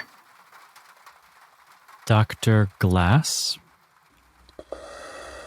Nihilus von Stonen. Please roll intelligence saving throws with disadvantage. Save. Disadvantage, lovely. With Bardic, I believe I get to choose after Nice. I see the roll. So I'm going to roll and... that added a whole 5 for a total of 16. And how much is Dr. Glass? My dice came up 15 and 17, so I have a 17. We smart? It's both very good rolls. Before something happens, Dr. Glass, you hear a voice in your head. All right, I'm done. Are you ready for our meeting? I think out loud, Dr. Glass says, Nihilus, let's just smash everything. Well, that's... Wait a moment, it's quite peculiar interesting how this man would, in theory, in fact, would have lived in this room for up to 40 years, even with assistance. It's quite a marvelous feat. And look at all this technology he has here. Even if it were to go 40 years back, I've not seen something like this before, have you?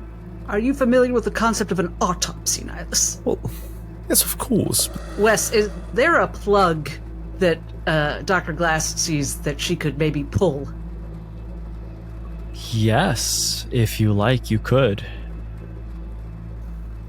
Are you feeling threatened right now, Dr. Glass? Yes, I've been stabbed in the back by one too many friendly doctor colleagues, and ones who are performing surgery psychically while affiliated with mind beasts. I don't really want to be their friends. Right. Well, I'm here to have your back. Do not fret. But if you think that is the wisest decision, I will follow your lead. And I think she's going to mage hand pull the plug. Okay. For once, she's not going to just indulge her curiosity. Who had the 16? Nihilus. Okay. Nihilus.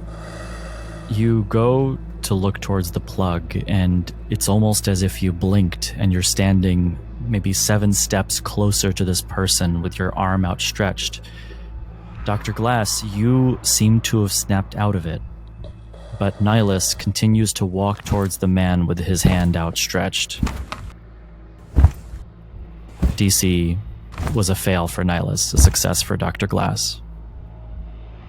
Your eyes went dark for a second, and as you opened them again, you see your hand in front of you, stretching towards this man, pointing towards the organ lying on the bed beside him. You've taken 7 steps that you don't remember. But Nihilus continues to walk There's a man. towards the man and the organ.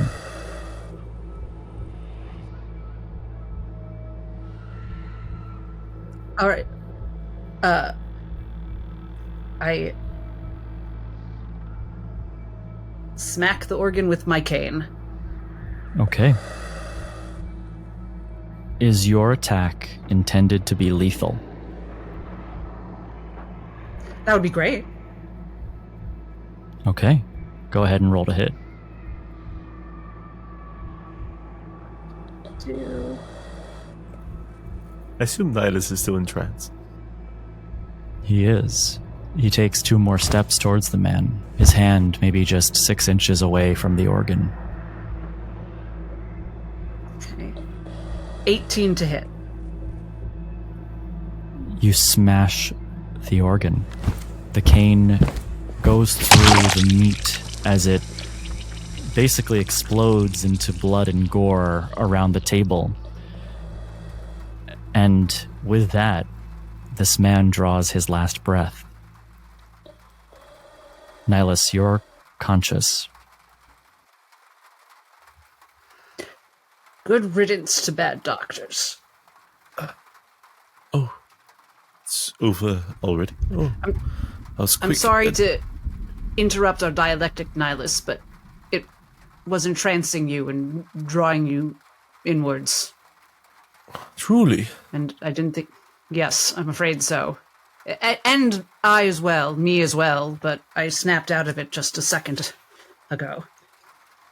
He goes to take a step closer towards the man, seeing... I know I shouldn't say this, but what a shame. You should say how you feel. I don't feel that way in that exact... I feel like opening the blinds, firstly. You do so. This place is dusty and bloody as hell. The light casts its way in, illuminates the room. You see the lifeless body of this man beside you as Esper and Trevor open the door, and you also see this.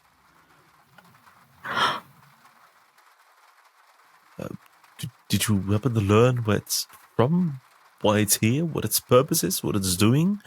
How it got created? No, he was clever enough to just dangle a carrot at my curiosity to try to get me to open my mind to him, but... This don't look right. He did say he was performing surgery, which could mean literally physically, as in he is possessing someone's body and physically performing surgery, in which case I hope they survived. Or it could have been a more psychic surgery. You're back. What? I'm glad to see that you're all right.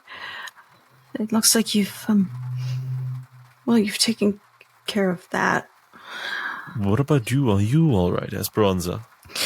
Yes, it started to possess our minds and entrance us and draw us in, and I just smashed it. Did you? Oh, Trevor, I wasn't wrong after all about that thought. Yeah.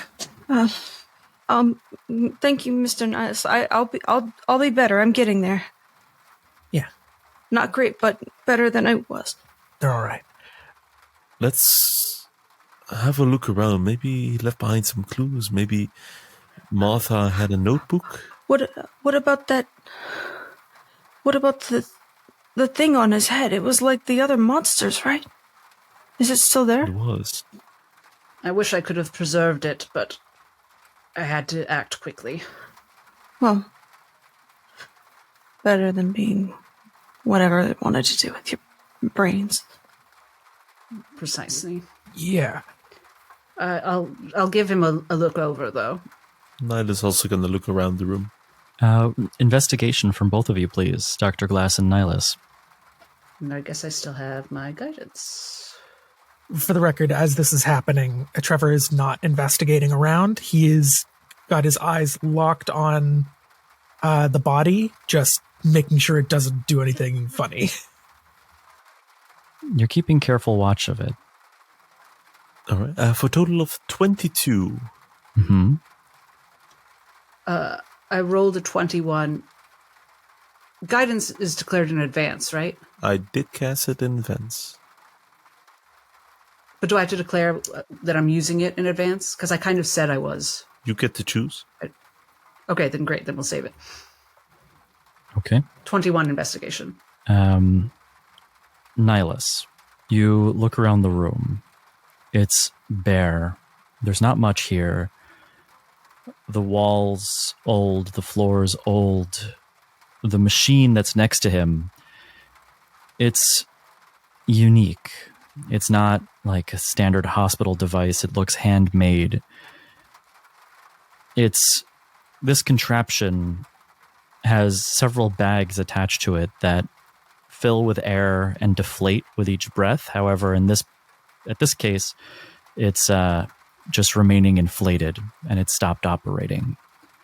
The rest of the room there's not much to be found, except for that slick mist that seems to have gathered on the walls and floors.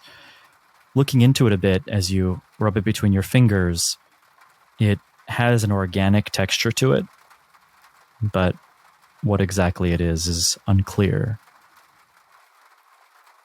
Having a closer look at the machine, the handcrafted particles, would there be any insignia, any recognized features, be able to tell who or what made it? He tries to really focus on that however he can. Looking at this machine, it's clearly completely custom. Every part machined, made specially for it. But it seems to run on a mechanism that has some familiar properties. You hear a clicking coming from the machine, and it reminds you a lot of the ticking of a watch. The gears and cogs of this machine, they follow a rhythmic pattern, and you can guess that whoever made this is familiar with the making of timepieces. He's gonna actually scrabble as he summons another ordinary magical pen that appears and disappears as quickly as he uses it with his hand. And he notes that down in his notebook as well. This will take him some time as well. Dr. Glass, you look over the body, and you see this man clearly hasn't moved in the entire 40 years he presumed to have been here. The skin folds over itself onto the bed. He almost looks flat like a pancake. His chest, his muscles, his bones, all deflated like a balloon that's lost its air. The skin in between all of the folds has these pustules of lack of cleanliness over that period of time. The face barely has any recognition as the skin has sagged and spread itself over the bed. And all you see that bears any life to it is this organ that is now smashed next to him. The glow from it has dissipated, and you just see an outpouring onto the floor of a red pus. I wonder if poor Marta was here just for maintenance. And he sent her to be a quote-unquote cleaner to bring that beast. No, the beast would have been in the hotel that whole time. Yeah. Well, hopefully she'll be a little more forthcoming Yeah. now that she's safe. It certainly makes most sense. It's not like he was doing it on his own. Luckily, we know where she should be going. Yes. We can talk to her, we can talk to Beatrice. There must be some other information somewhere in this house. Let's hope so. I have so many questions. I'm dying of curiosity over here. Should we look through the whole house? I would like to. Okay. Find clues. What is this abomination? How is he controlling and speaking to our minds, controlling us in a state like he was? Why is this room so sticky? believe it's part of the organ's nature. I think I'm not sure, it's just a theory. It's dispersing some kind of matter into the air, which it somehow connects to, controls with. I think that's how it could reach into our minds. Perhaps we sniff it through the air. If that's the case, I hope it has nothing to do with that feather rot that was mentioned earlier. Right, that's what I was thinking. Right? Feather rot's going around. Do you think this guy has it? Do you think if we're anywhere near this place, you think we got it? Like what? Highly contagious. Esper's taking a much slower step back than the last time she left this room. I would quite recommend we all thoroughly cleanse each other once we get back, just to be sure. Wes, could you describe the pustules again? Does Dr. Glass feel like they're associated with disease or with being I would bedridden? love to describe the pustules. If you would. My gift to you as a player. This organ, as it drips onto the floor, this red pus like liquid, it's thick. It doesn't drip rhythmically. It's goopy as it kind of falls off of the bed, but it does, especially with your investigation roll, look, I hate to say clean, because that's not really the word that probably is appropriate here, but it doesn't look pestilent in like this rotten green type liquid sense that you'd expect from an infection. It looks like organic material, more so. And with that, there is a slamming on the door downstairs, and you hear, "Martha! Martha! Open the door!" Nihilus goes towards the window at the top floor, sees if he can peek something outside. You look out and you see a half-orc, dressed somewhat nicely, banging on the door. How old is he? Do I recognize some of his features? First of all, give me a perception check with advantage to account for the group.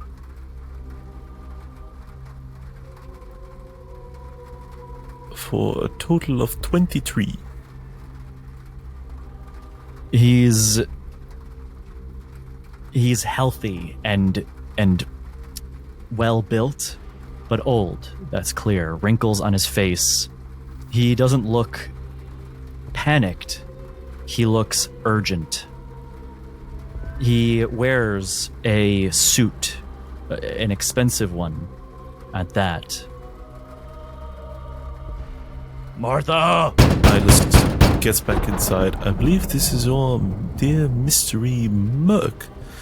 Our dear Constantine. My eye does not betray me. Let's welcome him. Don't forget, we've never met him before in our lives. I'm excellent at pretending that. Nihilus goes downstairs. Fine. I'm not leaving this room, though. I need to make sure this thing don't try anything funny. Don't get sick, as he puts his hand on you and casts guidance as he walks downstairs. Since it'll take a moment for her to get down the stairs anyway, I think she's gonna lag behind to use her poisoner's kit to collect a little of this pus. Okay, you can do so. Nihilus, you head downstairs into the living area, walking through the room. You get to the door. And are you opening it for this man? Right before opening, he dismisses the illuminating light on his holy cross, tries to tidy up whatever he can from the blood mist, as he would call it, that is infected on his clothes, and he opens the door in a greeting, welcoming stance. Who the fuck are you? Greeting. I'm Nihilus von Stonen, Inquisitor, at your service. Although, if I am guessing correctly, you must be Constantine? Roll an athletics check. Shit. Was not expecting that. Yeah, that's not what any of us. Hello, friend. It's good old 0. He grabs onto your collar, dragging you out of the building and slamming you against the wall right outside. Who the fuck are you? Where's Martha? I told you I'm... Oh, crap in my throat. I told you I'm Nihilus. Go. How many people could hear that scuffle? It's very loud. He's screaming. He throws Nihilus onto the ground into the bushes and barges his way in. Martha! Esper's gonna stand at the top of the stairs. I would love to say Nihilus is not resisting, but he is, and it's not a difference. Esper's going to stand at the top of the stairs. Does he pass by her vision? He walks first across the room to the kitchen, looks through some of the adjacent doors, and then finally looks towards the staircase. Damn it! And he starts walking towards the stairs. I think the moment that Constantine gets in the view of Esper is not great at hiding things. Constantine might not know what it means, but there is a look of sudden, not oh no in the I'm scared way necessarily, but it is oh no, it's you in an angry way. He starts walking up the stairs, and I presume you're visible at this point to him, right? Yes. Who are you? Out of my way! And he goes up the stairs, trying to brush right past you as he goes up towards the room. I don't think so. Do you stop him? Yes. Roll athletics. With disadvantage, that is a 17. He pushes you against the wall as he passes. Everybody hears Esper slam against the wooden wall as the footsteps continue up the stairs. Bitch.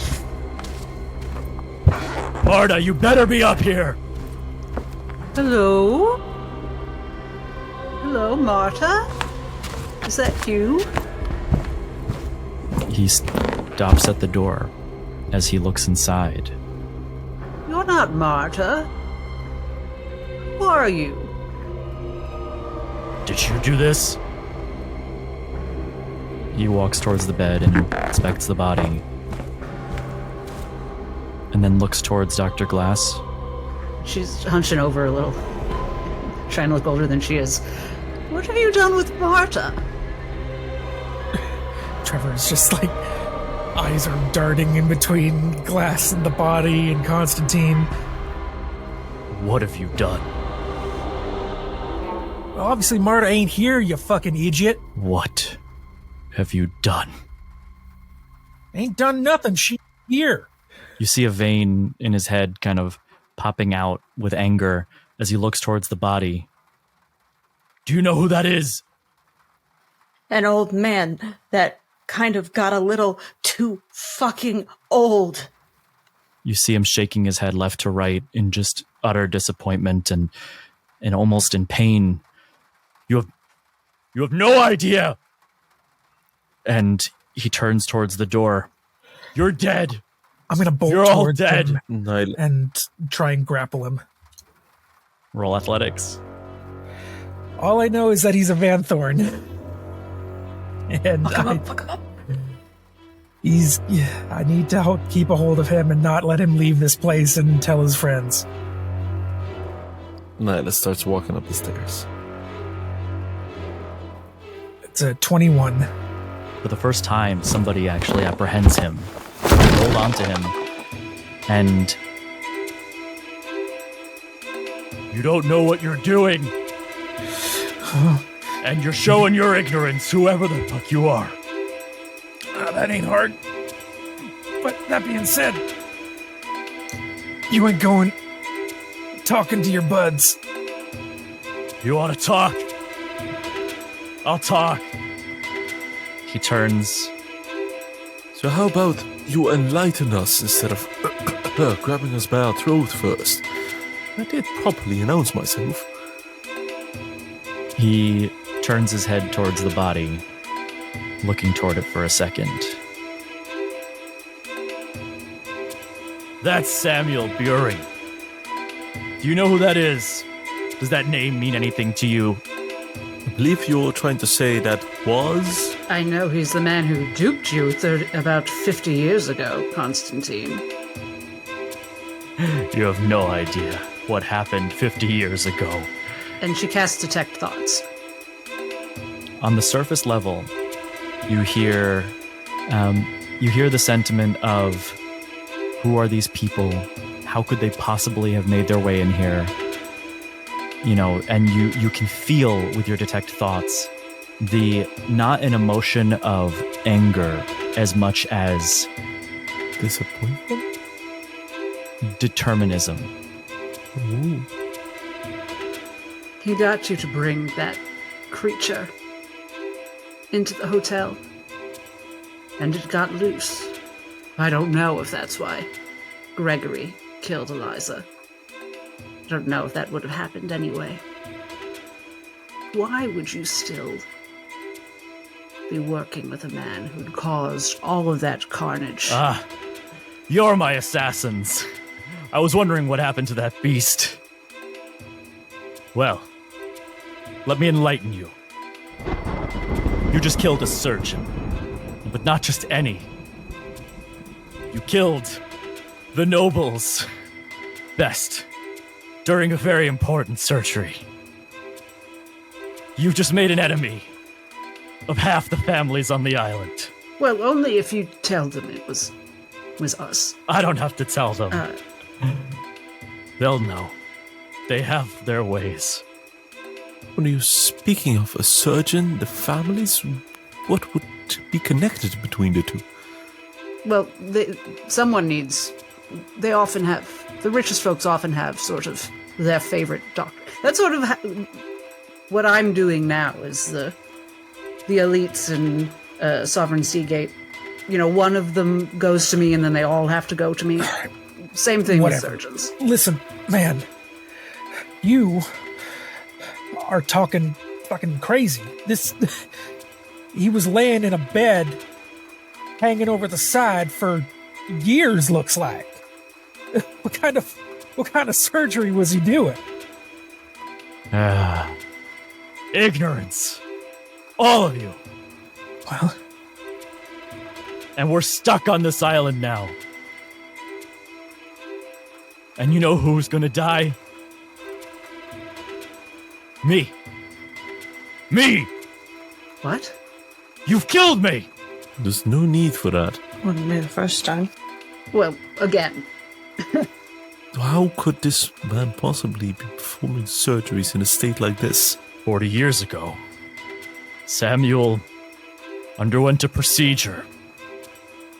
He cut a piece of that beast that you killed and grafted it to himself. Well, it goes to show that when it's in the control of a monster, it acts monstrous. But when that kind of power is in control of a human, it does something special. Like what? Samuel was performing multiple roles, you see. A doctor in the Citadel, a doctor in Port Hillcrest, advisor. This let him assume the minds of some of the island's best before they passed. You didn't just kill one man. You killed 10 very important men. Who were about to pass naturally, and he took them over before that could happen? Oh, look like the ignorance has its limits. Yes. You said he was working on someone in the Citadel, huh? High up? You got any idea who that was? And I've still got the tech thoughts going. Well, who? Lady Evelyn Van Thorn, the matriarch of the Van Thorn family. You better hope she lives, Because this island will be brought to hell if she doesn't. And I'm the idiot who's in charge of his survival. Oh, rough stuff, buddy. So, let's see. There's some way that folks can put their brains in other folks' brains. Whatever. I'll say you're right, and you ain't just bluffing to try and get out of this situation. So they know that we done what we done. Let's just say, if they don't know, they will. And that's not a threat. That's just reality. As the bells of the city start ringing. Right.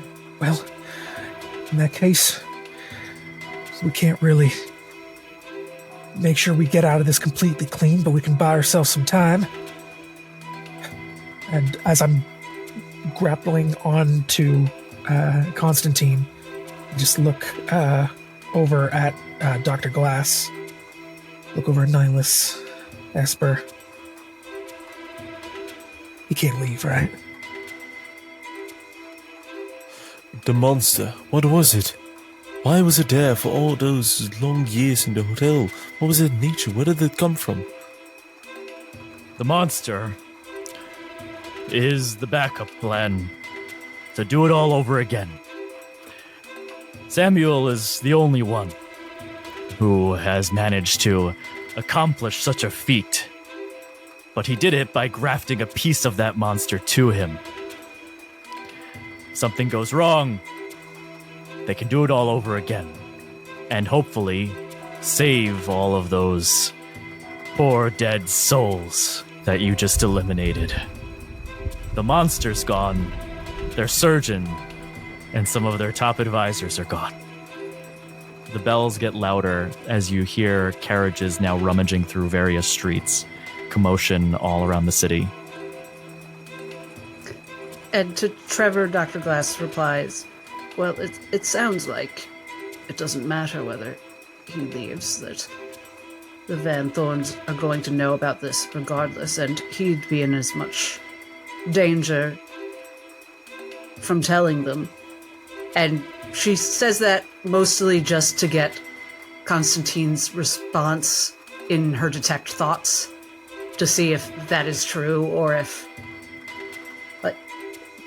he's just going to run and rat us out and he's been tricking us. So what's his immediate emotional response to... Is it like, yes, she's falling for my ploy? You hear 43, 42, 41, 40. I think it's time we all left. Immediately. There's been enough killing. Leave him here. And she casts a second level sleep on Constantine. Okay. How many hit points is that? It's 7d8. It might be a total waste.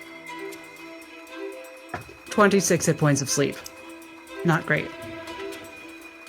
I'll get us somewhere safe, and then you're on. And then... As he slumps back and falls onto the ground. Oh, Well, that worked. we have to I go. don't like the sound of everything. We I have don't to think sleep leave. has ever worked for me. That was amazing. Are we not killing him? I suppose. Are we serious here? Yes. It's been Just enough leave him here. death. I don't trust him. I think he's making sure that we know that it's going to be our death if they know that it was us. He was counting down in his head. Sorry, I didn't say that. It was counting Oh, down. Oh, He was. right. You begin to hear an air horn blaring from the citadel all the way in the center of the island. The noise so loud, it makes its way, blaring all the way here. Run. If we take him with us, he's going to weigh You us down. will run If we and don't he's wait going for to wake me. up and rat us out.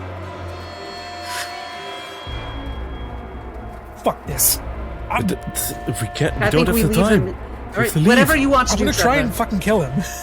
I'm going to Lyle starts leaving. drop him to the I said ground go. and like step on his head. Yeah, Dr. Glass is already making her way down the stairs because she's slow. Trevor, go ahead and roll your full action of attacks that you can make twice. Okay. Realistically, just because he's unconscious, you can take these as free hits. You could just roll the damage for all of them. Assuming I'm not flurry of blows, I get two attacks per turn. Let's just roll this 4 times.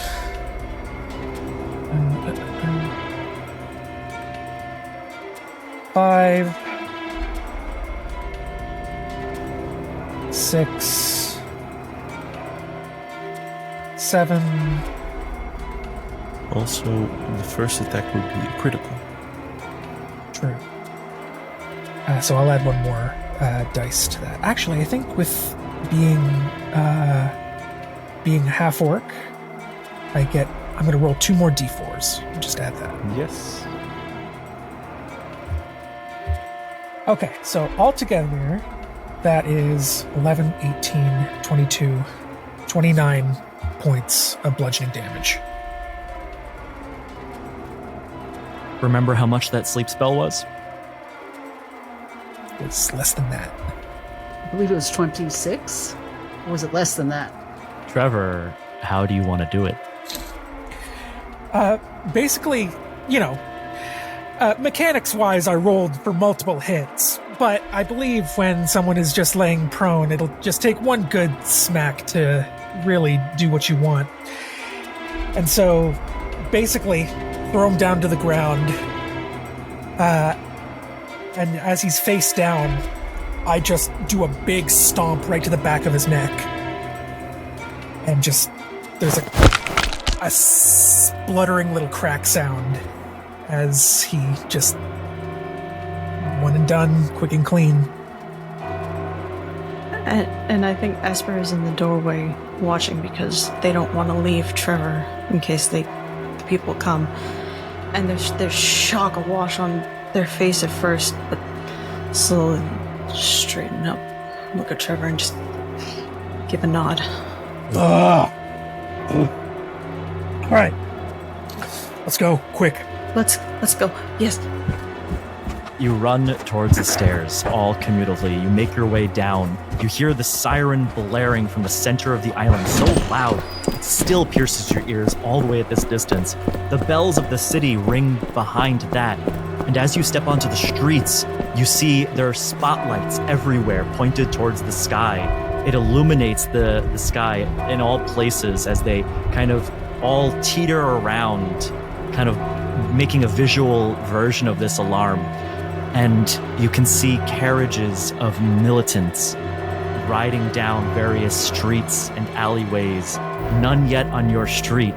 You step running out onto the cobblestone street in front of you.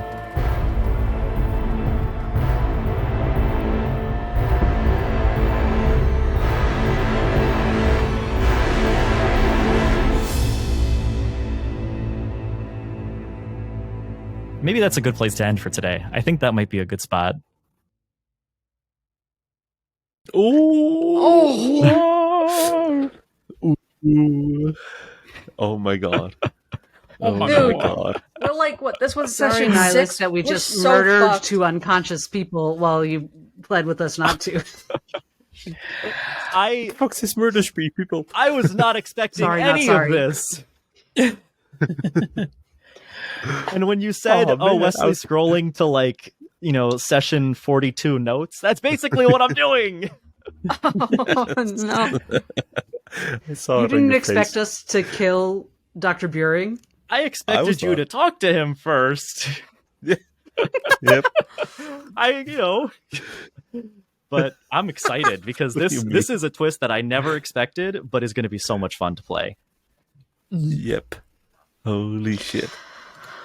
To Whoa. be fair, nothing that he could have said is something we probably would have trusted. Yeah, that's the problem with it. This Yeah. was a very damned if you do, damned Yeah. if you don't situation. There, And I really wanted to talk to him, and I just decided she's been betrayed specifically by doctors too many times. Constantine tried to kill her Esper in the past. She doesn't care about him. To be fair, he did take over my mind. That's true. Or Nihilus' money. Very true. Yeah. That So it's very it's nicely self-defense. removed any question. Yeah, that was self-defense. Yeah. There And was you another could tell session it was a powerful ability. in the works for this because I thought we weren't going to get through all of it today, but we got through all of it real quick. Ooh. It's like, okay, we're 60% there. All right, one more jump, not 100. Yeah. I like it though because, like, realistically, coming off of the day before that they had, like, we're all probably super high strung and weird. So I feel like beelining it into this house and ending up killing nearly everybody who came into it is kind of in line. Yeah. And don't forget, Oh, and I didn't get to say the thing I was going to say to Trevor, which is that I just assassinated the head of the thing. Yeah. We're fine. Like, the Talk Van about Thorns are pulling enemies. out the Might as well roots. kill them all. Yeah, you my wanted to pull God. out the roots. I just like swatting a roach, I should have never made a cut the priest. head off the entire. We've been on If the island she's for dead. 2 days. We are so deep in the shit right now. yeah, I wasn't expecting searchlights, sirens, and bells at this point. I was expecting you to be like, let me go to my little therapy appointment and let me go visit my friend at the college. Let's help some people move some boxes. Let's just lay low for a Session bit. session Let's just 6. Next session, we lay low. Oh god, Augie watched her leave the hotel with you guys. Remember And then saying, this like, dude's "Yeah, dead. I I'm gonna think do we some might have to shopping." go back to And the let's whaler. not forget Marta. Gonna do Yeah, some exactly. shopping Marta was today. sent back to the whaler. Yep. No, we sent her to the No, salted it stout. was Salted stout. stout, but still. Yeah. We're so She- fucked. Yeah. She's the last person to have seen you moments before this all happened. And I was like, Killer. Trevor was literally like, I'm going to go up and see what this guy's like. We're not going to hurt him. I just want to see him. Yep. Oops. The shit turned I upside down real Oh, quick. really? Because Dr. Glass was like, "There's a monster up there that we have to To be kill." fair, when was like, how she, I went up those stairs. when she hit him, I also didn't expect it, like one shot. by the way, your clacking Like- is audible, Ari. Oh my god, I'm so sorry. So clicky. Yeah, Marta's I also sitting in a didn't room expect somewhere it. like, I think that they lied to me. Hearing the sirens go off. Now, Marta, we saved your life, Marta. Oh, you need all the goodwill you I'm can assuming get. Marta's going to be psyched. I'm honestly very surprised also you killed Constantine. Another twist that I really did not expect. It's part of the reason why like when he was falling asleep, I was like, I'll get you somewhere safe, and then it's interesting is all. I don't think a single one of us Yeah. trust that man. Yeah, I wasn't sure. Nihilus, Which way Nihilus we were gonna actively go. said, Like, I could- let's not kill him. Oh, yeah. Nyla said a lot of things. But that's I why- apologize. That's- But Trevor wasn't gonna. Nihilus is next time going to be like, okay, guys, you listen to me now, and then we're going to end up in jail. And then Oh. you never trust me again. Yeah. Yeah, once he was like, "We need to tell the police," and Dr. Glass was like, I still They do think we should have fucking done that. "Narc, Or Nihilus still thinks we should have done who are they that. going to Nihilus arrest?" also was like, we should talk to this man. I think he has something interesting to say. Maybe we shouldn't kill Constantine. Meanwhile, everybody else is like, pop, pop, pop, pop, pop, pop. Everybody else is running in the direction of crime, and they're just This whole hauling session Nihilus along was- with them. Okay, on killing Yeah. Dr. Buring, Wes, you did I'm morally force my good, hand people. with a This session did need a little kick in the It's like- pants. Yes. Yes. Yeah, and it was like intelligence saving throws.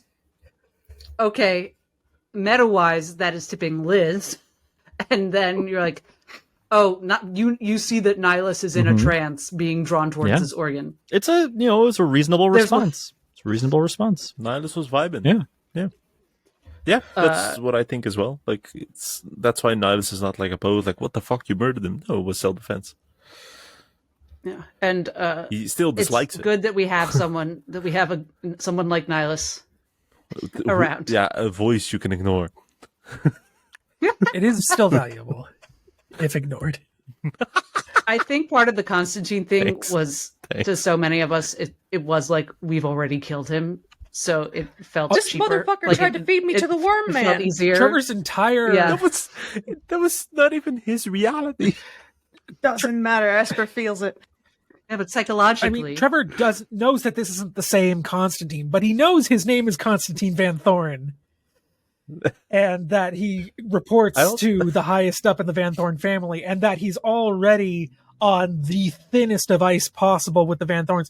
He knows Mhm. that reconciliation is not going to be possible, and that the best chance he has is to buy some time. And so if we left him, which we probably would have just left him to sleep, he would have gotten woken up and then just He been would have like, been a boss later. he would have just told his higher ups. Yeah, Mhm. that's true. Actually, the Yeah. only reason Dr. Glass hesitated was if we left him asleep, would that essentially be framing him for the death of Dr. Buring? Would people be like, oh, we don't believe you that these Trevor wasn't random thinking four that far people. ahead. Yeah. did That's this? Like, interesting. That's a fantastic But I- thought. Yeah, but and also also the so in party. line with Trevor. But as Trevor pointed That's true. out, Dr. Glass tends to complicate things. the party Could the be party simpler. could have actually taken that route too, is to say like, yeah, he came and he did this, and he's very strong and he pushed right past us, and I just didn't know what to do. But I don't know. It's interesting. Roll deception But minus then I there's mean, two. Yeah. you say that about Trevor, but that's also coming from Trevor's mouth.